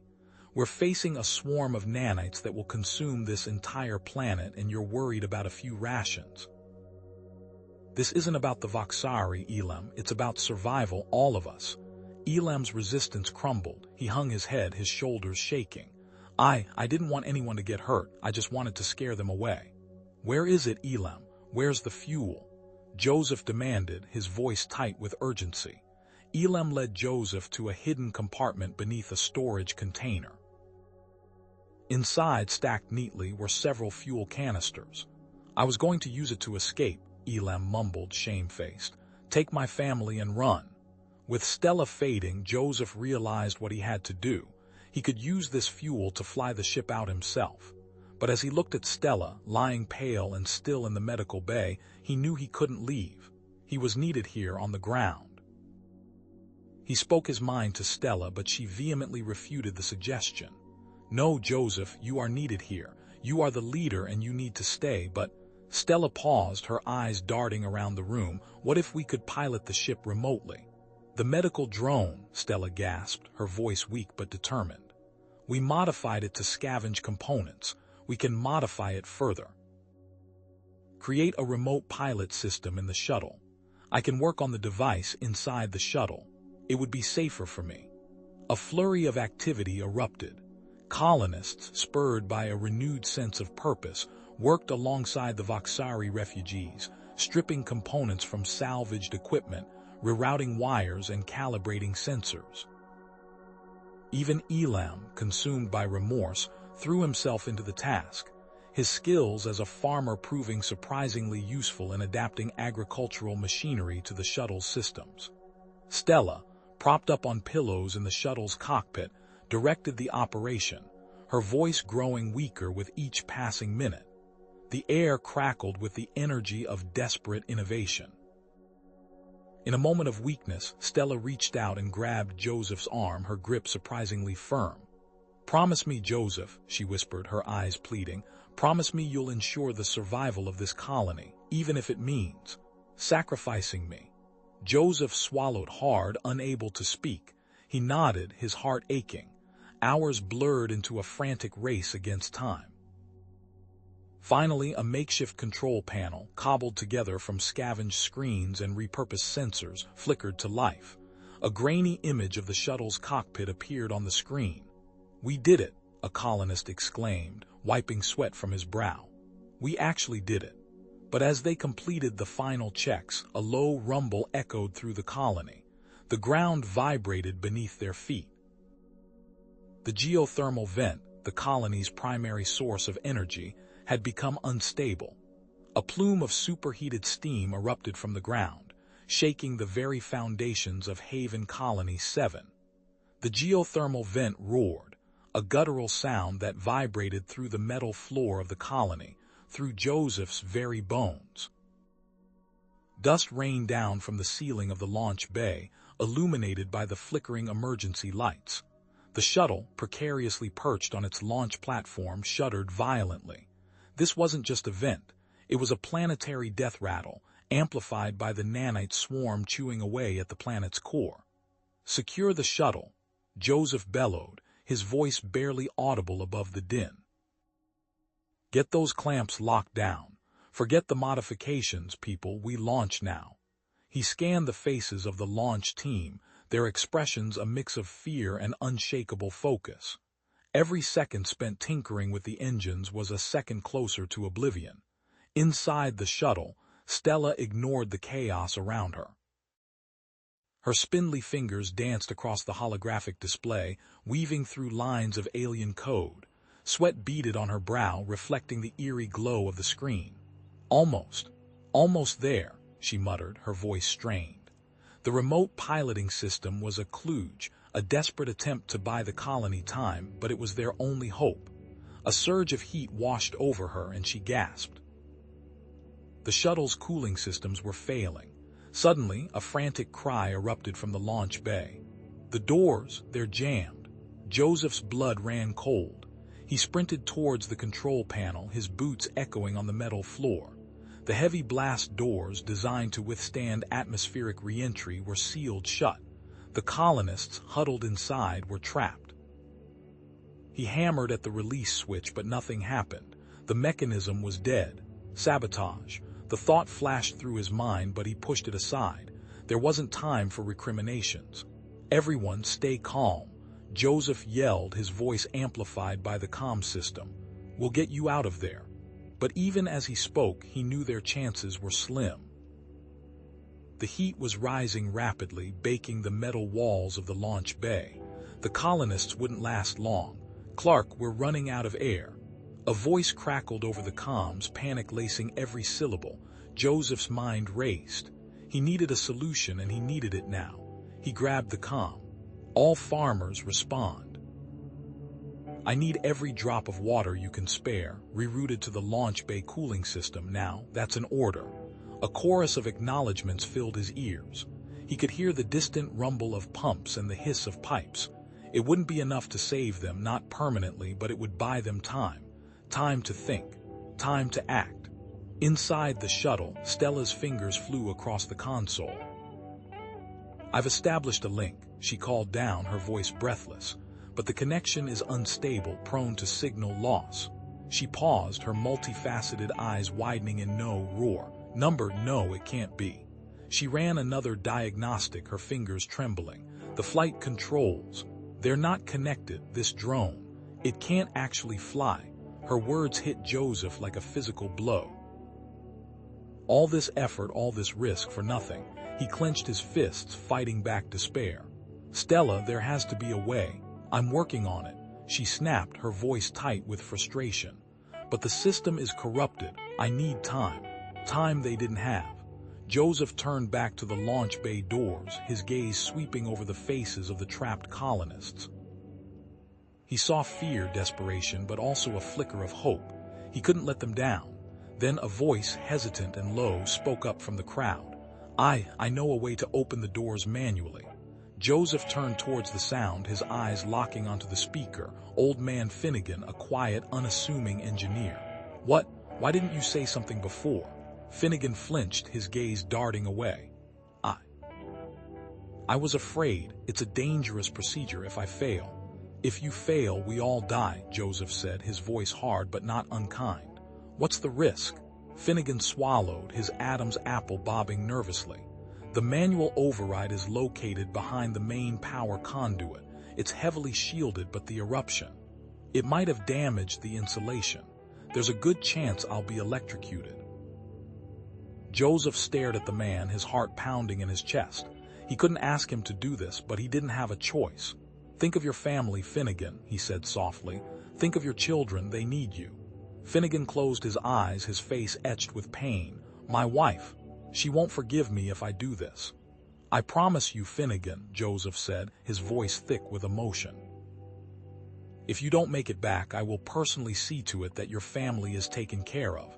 They will want for nothing, that's a promise." Finnegan opened his eyes, his gaze filled with a newfound commitment. "All right, Clark," he said, his voice firm. "Let's do it."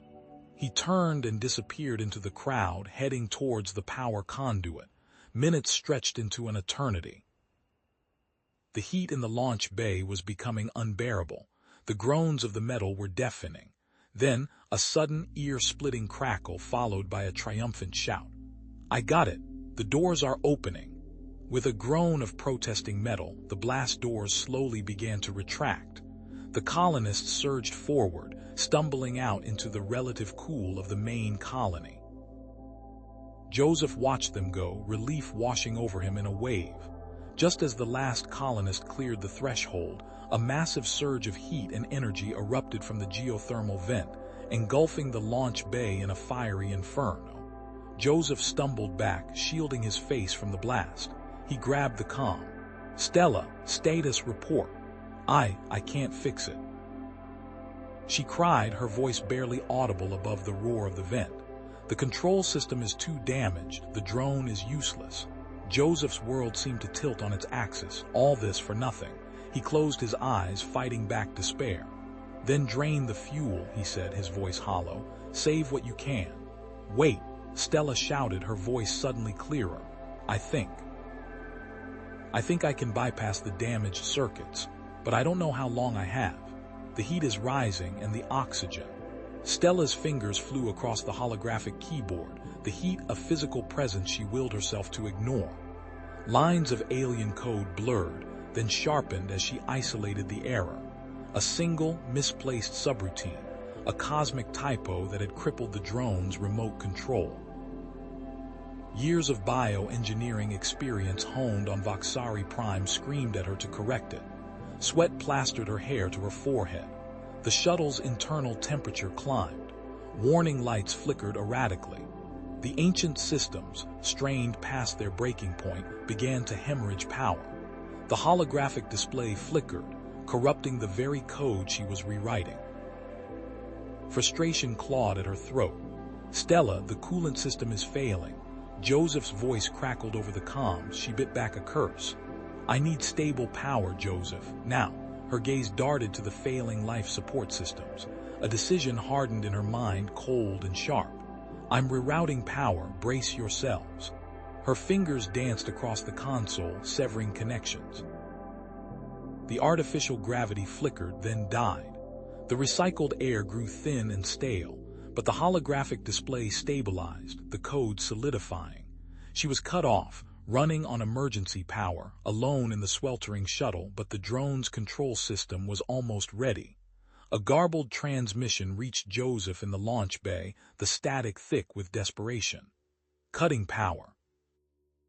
Stabilize controls. Isolated now. He understood. Stella had sacrificed everything to fix the drone. He hit his fist against the launch bay door, the metal ringing with his frustration. Everyone to the doors, he roared, his voice hoarse. Reinforce them, now, geothermal activity is spiking. The colonists, faces grim, scrambled for welding torches, reinforcing plates, anything to hold back the inevitable. The ground trembled beneath their feet. Then, the world exploded. A deafening roar ripped through the launch bay as the geothermal vent erupted. Molten rock and superheated steam blasted skyward, tearing through the weakened supports of the communication array. The array, their last link to the outside world, twisted and collapsed in a shower of sparks and twisted metal. The launch bay doors buckled inwards. The colonist who had opened them, Thomas, slumped against the control panel, his face ashen, his breath ragged. Joseph rushed to his side. I can't. Thomas gasped, his eyes wide with pain.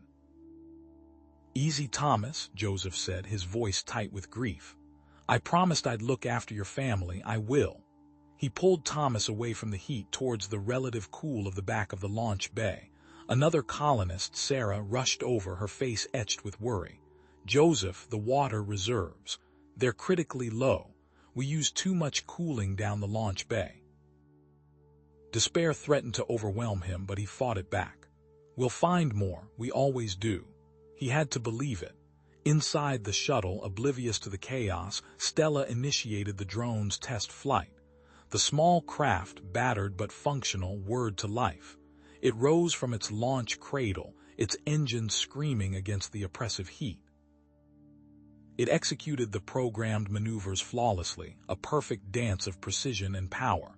A cheer erupted from the colonists, a raw, desperate sound of relief. The drone was operational. They could deploy it. But Stella, staring at the flickering control panel, knew the truth. The communication array was gone. They could control the drone, but they couldn't send it a destination. It was a blind weapon, useless without guidance.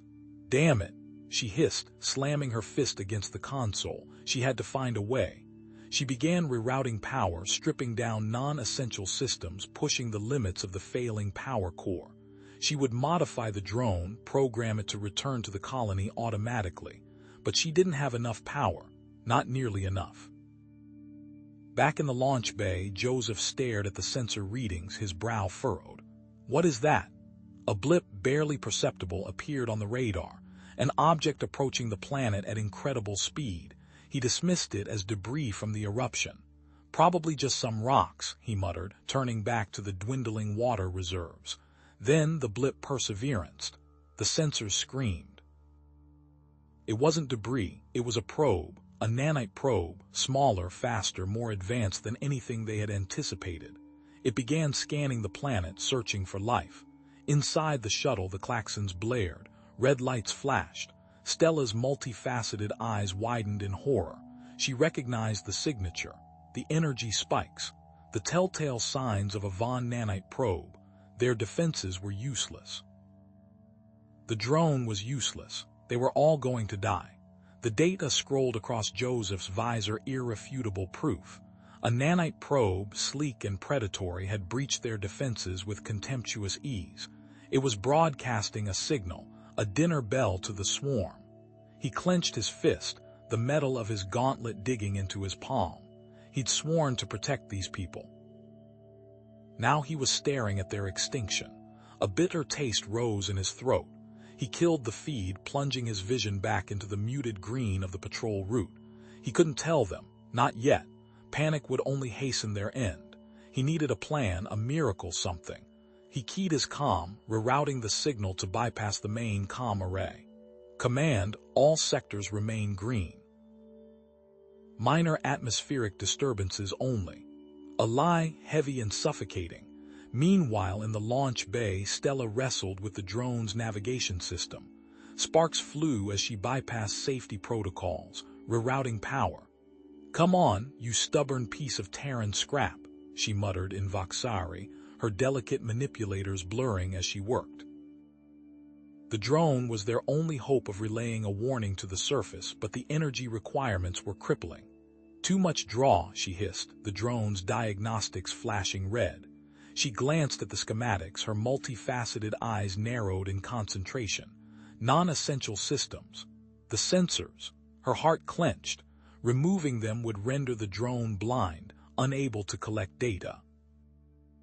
It would be a one-way messenger, nothing more, but it was their only chance.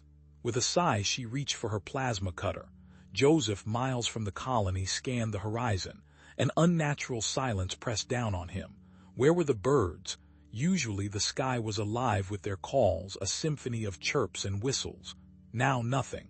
He checked his environmental sensors. Nominal. But his gut screamed otherwise. He veered off course towards the geothermal vents that fed their crops. What he found made his blood run cold. Row upon row of withered plants, their leaves blackened and brittle. The air hung thick with a metallic tang, acrid and poisonous. He knelt, scooping up a handful of soil. It crumbled to dust between his fingers. The geothermal vent. It had poisoned the land. He scrambled back to his vehicle, his mind racing. He had to warn them. Now, he punched in the emergency override, broadcasting a colony-wide alert. "This is Joseph. Immediate level 5 rationing of all water and food supplies. I repeat, level 5 rationing. Our local source is compromised." The response was immediate and chaotic. Shouts echoed across the comms. "Compromised? What does that mean, compromised? We're already starving, how much more can we cut back?" Then Sarah's voice, tight with barely suppressed hysteria, cut through the noise. "The geothermal vent, it's toxic. The land around the colony is poisoned. I've been running tests. It's in the water too, albeit diluted. We're running out of time." Panic erupted. Accusations flew. "The Voxari, this is their fault. They brought this plague with them. We should never have let them land, they're cursed." Unseen, unheard, the nanite probe adjusted its trajectory. It had detected the geothermal vent, the faint energy signature of the colony. It locked on, a silent hunter drawn to its prey. Joseph received Stella's terse message just as he was about to respond to the chaos in the colony, but the signal was too weak for a reply. He cursed, smacking his palm against the console. Helplessness gnawed at him. Back at the launch bay, Stella watched the drone's progress on her monitor. It was a tiny blip against the vastness of space. She'd purged everything non-essential. The drone was a hollow shell, a desperate prayer hurled into the void. Then she saw it, another blip closing in fast, the nanite probe. It was heading straight for the colony, her breath hitched. She was too far away. There was nothing she could do. A wave of despair washed over her, but beneath it, a steely determination hardened. She would not let her people be destroyed again. If sacrificing herself meant saving the colony, then so be it. The drone reached the colony's atmosphere, streaking across the sky like a dying star.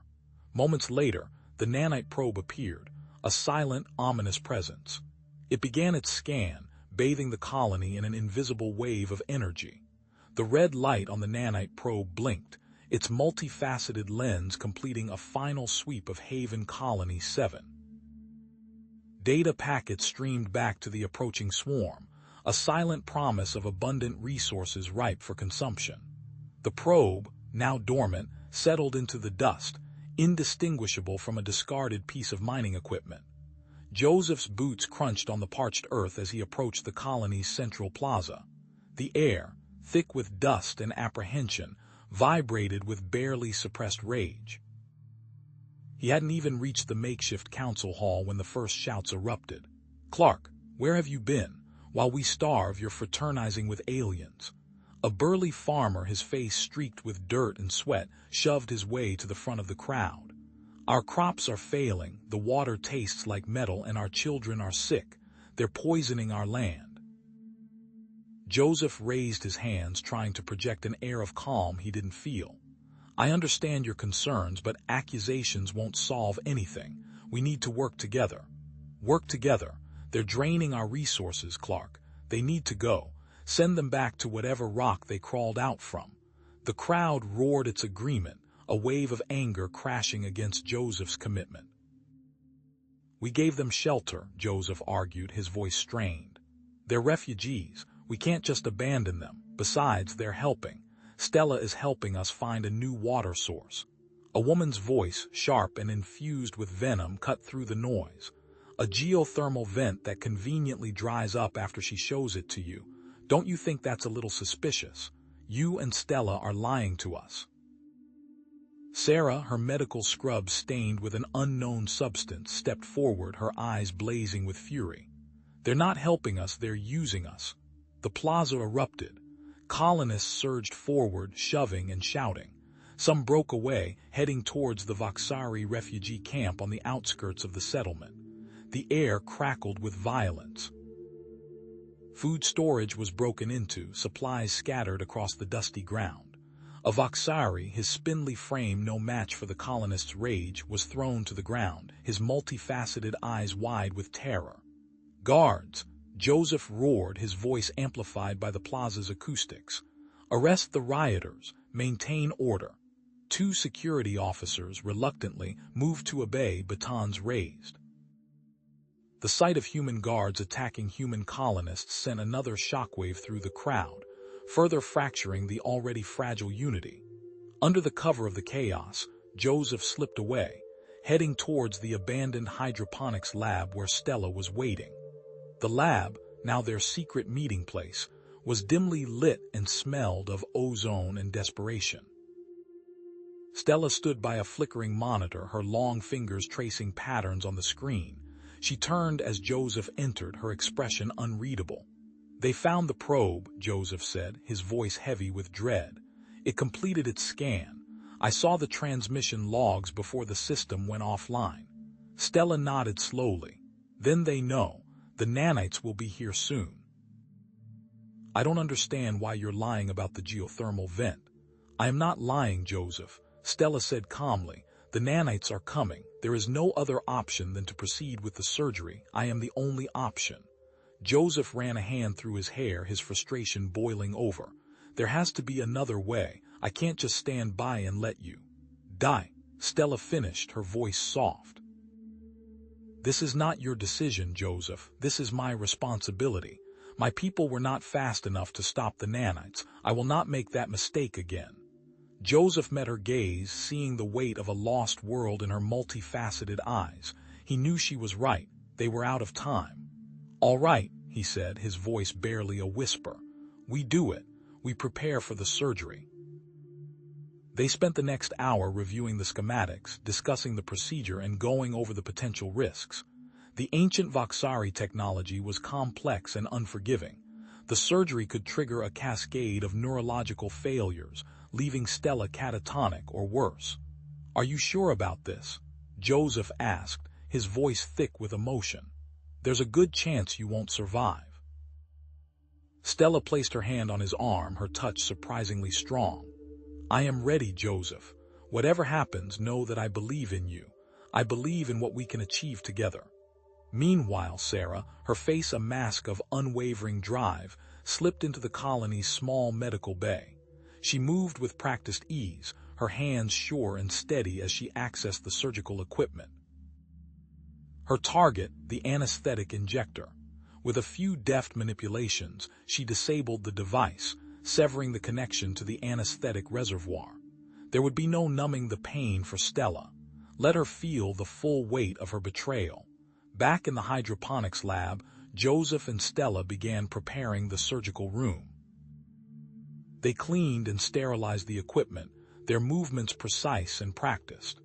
The air hung heavy with unspoken fears, the sterile environment a stark contrast to the chaos and anger brewing outside. Neither of them noticed the faint flicker in the anesthetic injector, a silent testament to the betrayal that awaited them. The cool, sterile air of the med bay rushed against Joseph's face as he adjusted the Voxari bioscanner. Its multifaceted lens whirred softly, projecting a holographic overlay of Stella's delicate internal structure onto a nearby screen. Human medical equipment, repurposed and jury-rigged, stood alongside bulky respirators hissing rhythmically, IV drips feeding a cocktail of nutrients into Stella's thin veins. He double-checked the pressure seals on her breathing mask, the recycled air smelling faintly of ozone and disinfectant. "Ready on my end," Dr. Green announced, her voice tight with concentration. She adjusted the surgical laser, its beam a contained point of emerald light. Joseph nodded, a knot of anxiety tightening in his stomach. "I'm going to check on the situation outside." Green barely glanced up. "We'll be fine. Just keep those animals from tearing the colony apart." He ignored the jab, knowing Green's gruffness was a mask. He squeezed Stella's hand, her skin cool and papery beneath his. Then he turned and strode out of the med bay, the automatic doors sliding open to reveal a scene far removed from sterile calm. The corridor was a battlefield. Hydroponics trays lay overturned, their nutrient solutions pooling on the floor, mingling with shattered glass. The air hung thick with the metallic tang of spilled fertilizer and the raw, acrid smell of burning wiring. Colonists, faces contorted with rage and fear, screamed at each other, wielding makeshift weapons, lengths of pipe, farming tools, even shards of broken glass. "They're taking everything," a woman shrieked, her voice hoarse. "Our food, our water, everything." Joseph pushed his way through the throng, his voice cutting through the din. "Stop this, you're destroying what little we have left." His words were met with a wall of hostility. "You're siding with them, Joseph," a burly man roared, brandishing a wrench. "They're aliens, they'll bleed us dry. They're people just like us." Joseph countered, but his voice was drowned out by the renewed surge of violence. He saw a young boy, no older than 10, scavenging for scraps of food amongst the wreckage, his eyes wide with terror. A wave of despair washed over Joseph. He couldn't reason with them. They were too far gone, consumed by fear and desperation. The flickering light of a makeshift lamp illuminated Sarah's face.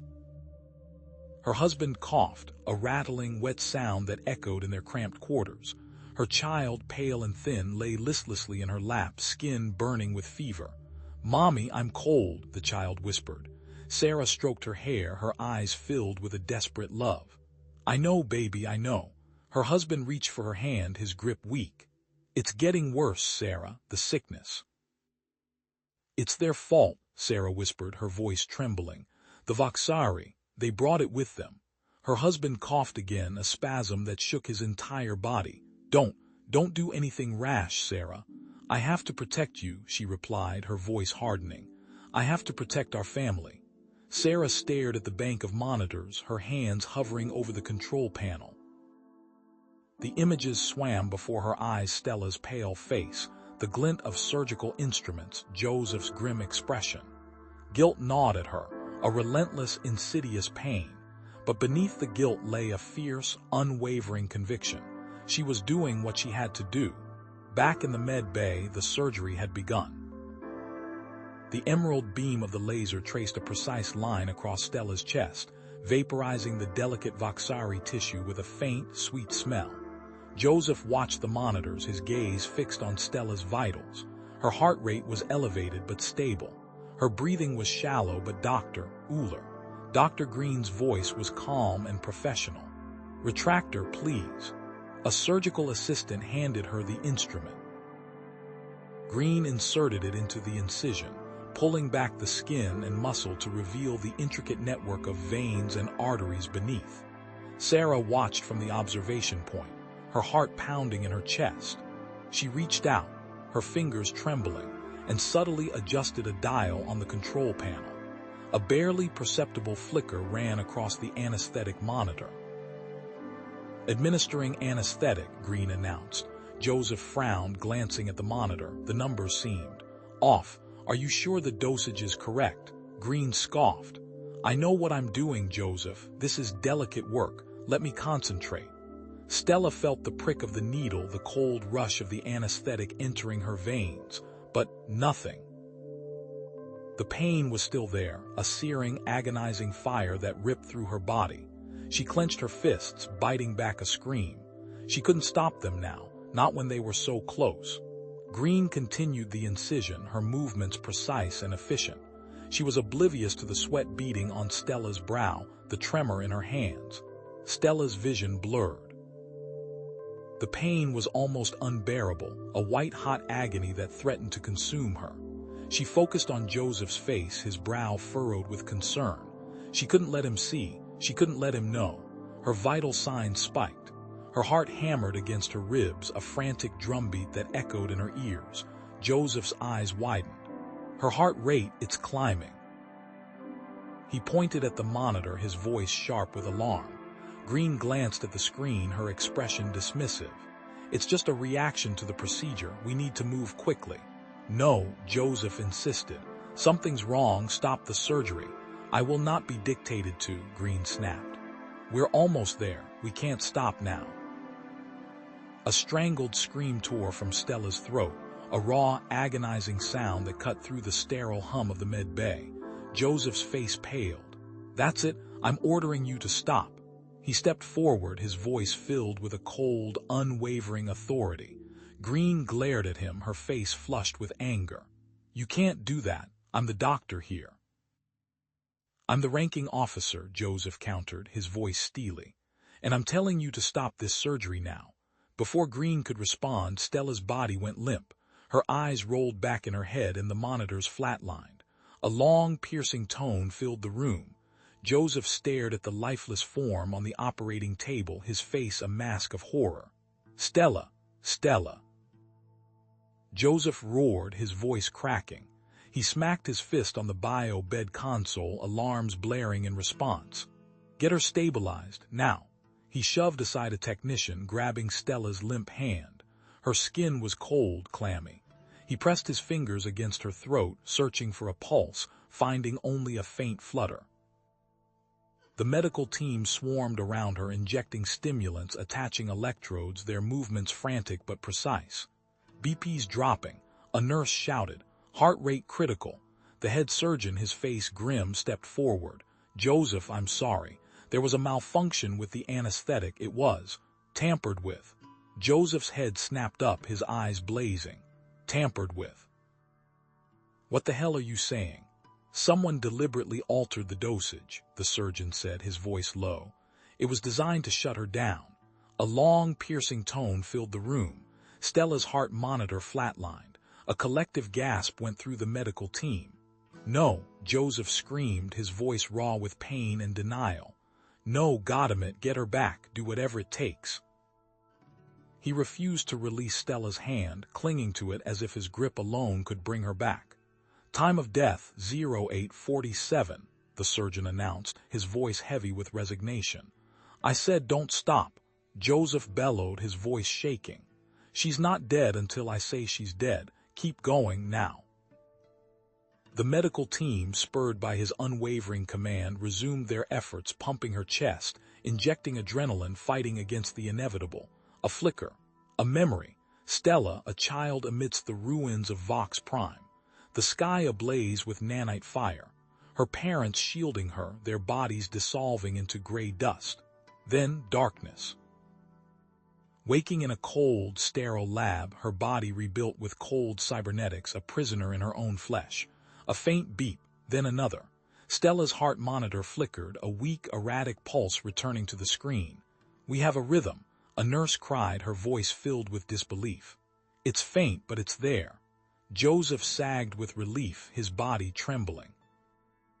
But Stella remained unconscious, her face pale and still. He turned, his eyes narrowed, searching for the source of the sabotage. His gaze landed on Sarah, standing at the edge of the crowd, her face etched with guilt. Sarah, Joseph said, his voice dangerously low. What did you do? Sarah flinched, her eyes darting nervously. Joseph, I didn't mean to. I just wanted to protect my family. Protect them from what? Joseph demanded, taking a step closer. The sickness, Sarah whispered, tears streaming down her face. My husband, my child, they're both sick. The doctors say it's some kind of nano-infestation. They are dying, Joseph, and it started when the Voxari arrived. Joseph stared at her, his mind racing. Nano-infestation. Voxari, he remembered Stella's earlier comments about nanotechnology. Then it hit him. The modified nanotech Sarah had been talking about earlier in the week had been for something, and her family was sick because of it. Where is it, Sarah? Where are you storing the modified nanotech? Joseph asked, his voice tight with urgency. In the old hydroponics lab, Sarah confessed, her voice barely audible. I thought if I could modify it, I could save them. Joseph turned to a nearby security guard. Get a team to the hydroponics lab now. Secure the area and retrieve any nanotech they find. As the guard rushed out, a frantic voice crackled over the comm system. Colony command to all stations. We have a situation. Multiple unidentified objects detected entering the system. Trajectory indicates they will reach Haven Colony 7 within hours. Joseph's blood ran cold. The nanites swarm. They were out of time. He turned back to Stella, his gaze filled with a desperate dedication. He knew there was only one way to stop them, but it was a gamble that could cost Stella her life.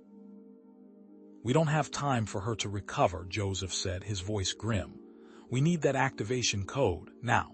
But Joseph, the surgeon protested, the only way to get it is a direct neural interface. It could kill her. It's our only hope, Joseph said, his voice unwavering. Prepare the equipment. The medical team exchanged uneasy glances, but they knew Joseph was right. They began to set up the neural interface, a complex machine with a web of wires and electrodes. Joseph knelt beside Stella, gently stroking her hair. I'm not giving up on you, Stella, he whispered, his voice filled with emotion. I promise I'm going to save you, and I'm going to save this colony. Just hold on. He turned to the technicians. I want to see the data myself. Hook me up. The technicians hesitated, their faces filled with concern. Joseph, this is extremely dangerous. The interface could overload your brain. Do it. Joseph snapped, his voice leaving no room for argument. The technicians reluctantly connected the electrodes to Joseph's head, the machine humming to life. He closed his eyes, steeling himself for what was to come. The world dissolved into a chaotic swirl of colors and sounds. A torrent of data flooded his mind, too fast to comprehend. He felt Stella's pain, her fear, her memories all crashing into him at once. The searing heat of the nanite fire, the agonizing sensation of her body being torn apart, the cold, sterile emptiness of the lab. Joseph gasped, his body convulsing.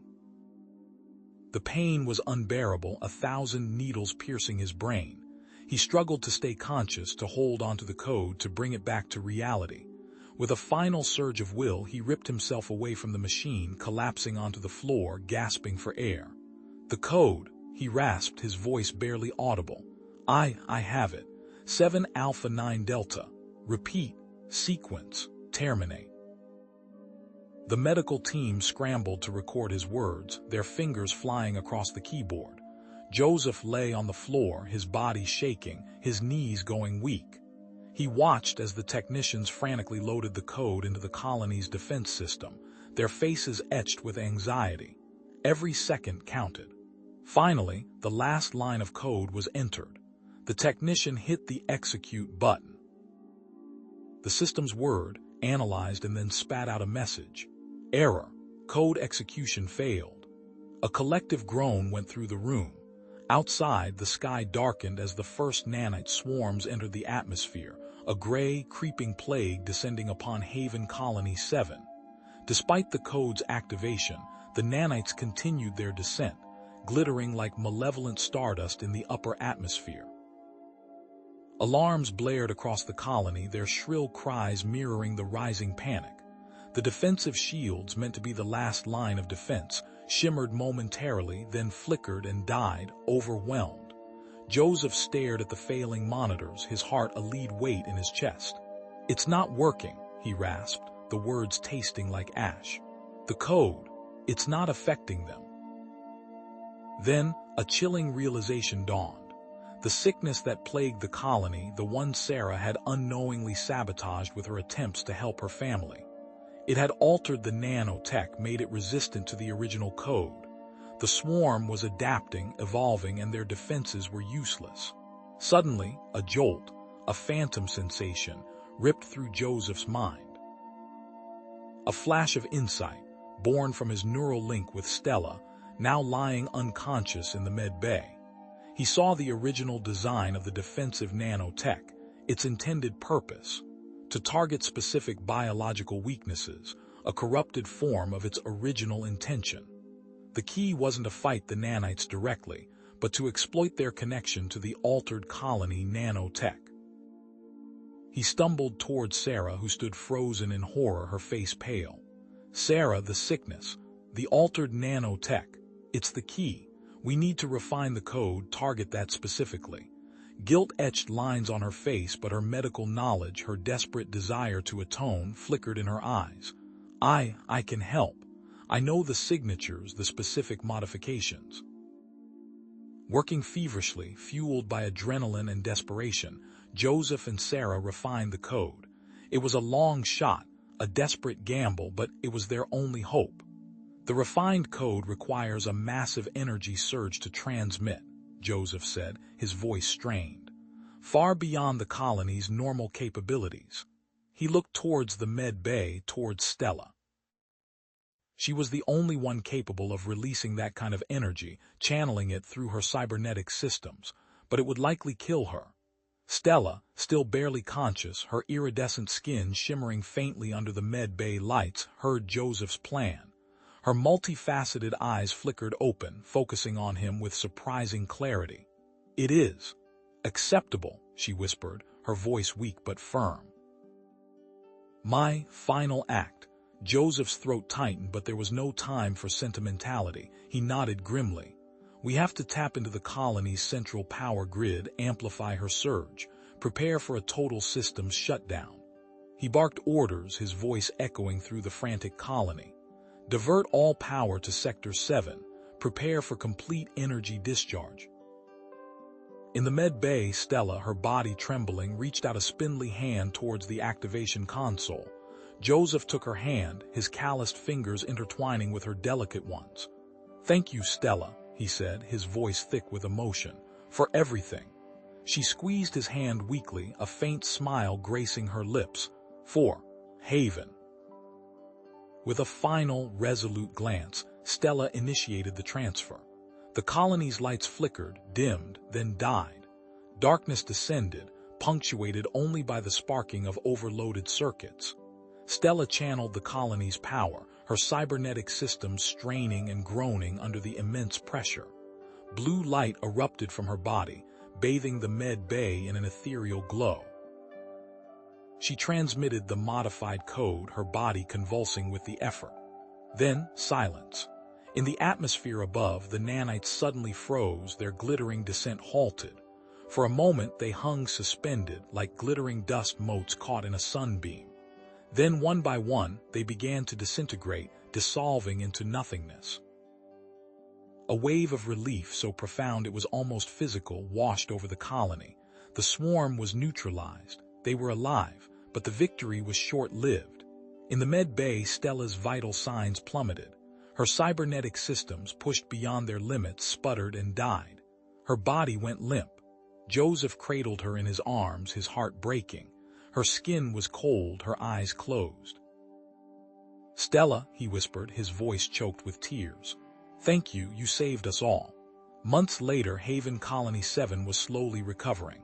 The power grid was being rebuilt, the hydroponics replanted, the scars of the near-apocalypse slowly fading. But it would take time. Then one day a miracle occurred. Stella awakened. Her cybernetic augmentations were permanently damaged, her body weakened. But she was alive. However, the surge of power had irrevocably altered her mind, leaving her personality different, more subdued, more contemplative. The memories were all there, but the fire that had driven her seemed to have dimmed. Joseph found her standing on the observation deck, gazing out at the recovering colony. He walked up beside her, his presence a silent reassurance. Below them, humans and Voxari worked side by side, repairing the damage, planting crops, building a future together. The initial mistrust, the cultural barriers, seemed to have melted away, replaced by a shared understanding forged in the crucible of shared sacrifice. "They're rebuilding," Joseph said, his voice soft. "Together." Stella nodded slowly, her multifaceted eyes reflecting the light of the rising sun. "We survived." Joseph placed a hand on her shoulder, a gesture of comfort and gratitude. "We did, because of you, because of everyone." They stood in silence for a long moment, overlooking the recovering colony. The sacrifices had been immense, the cost almost unbearable. But from the ashes of near destruction, a new world was rising. A world built on unity, resilience, and the enduring bond between humans and Voxari. A testament to humanity's resilience, its capacity for empathy, and its willingness to embrace the alien, even in the face of utter annihilation.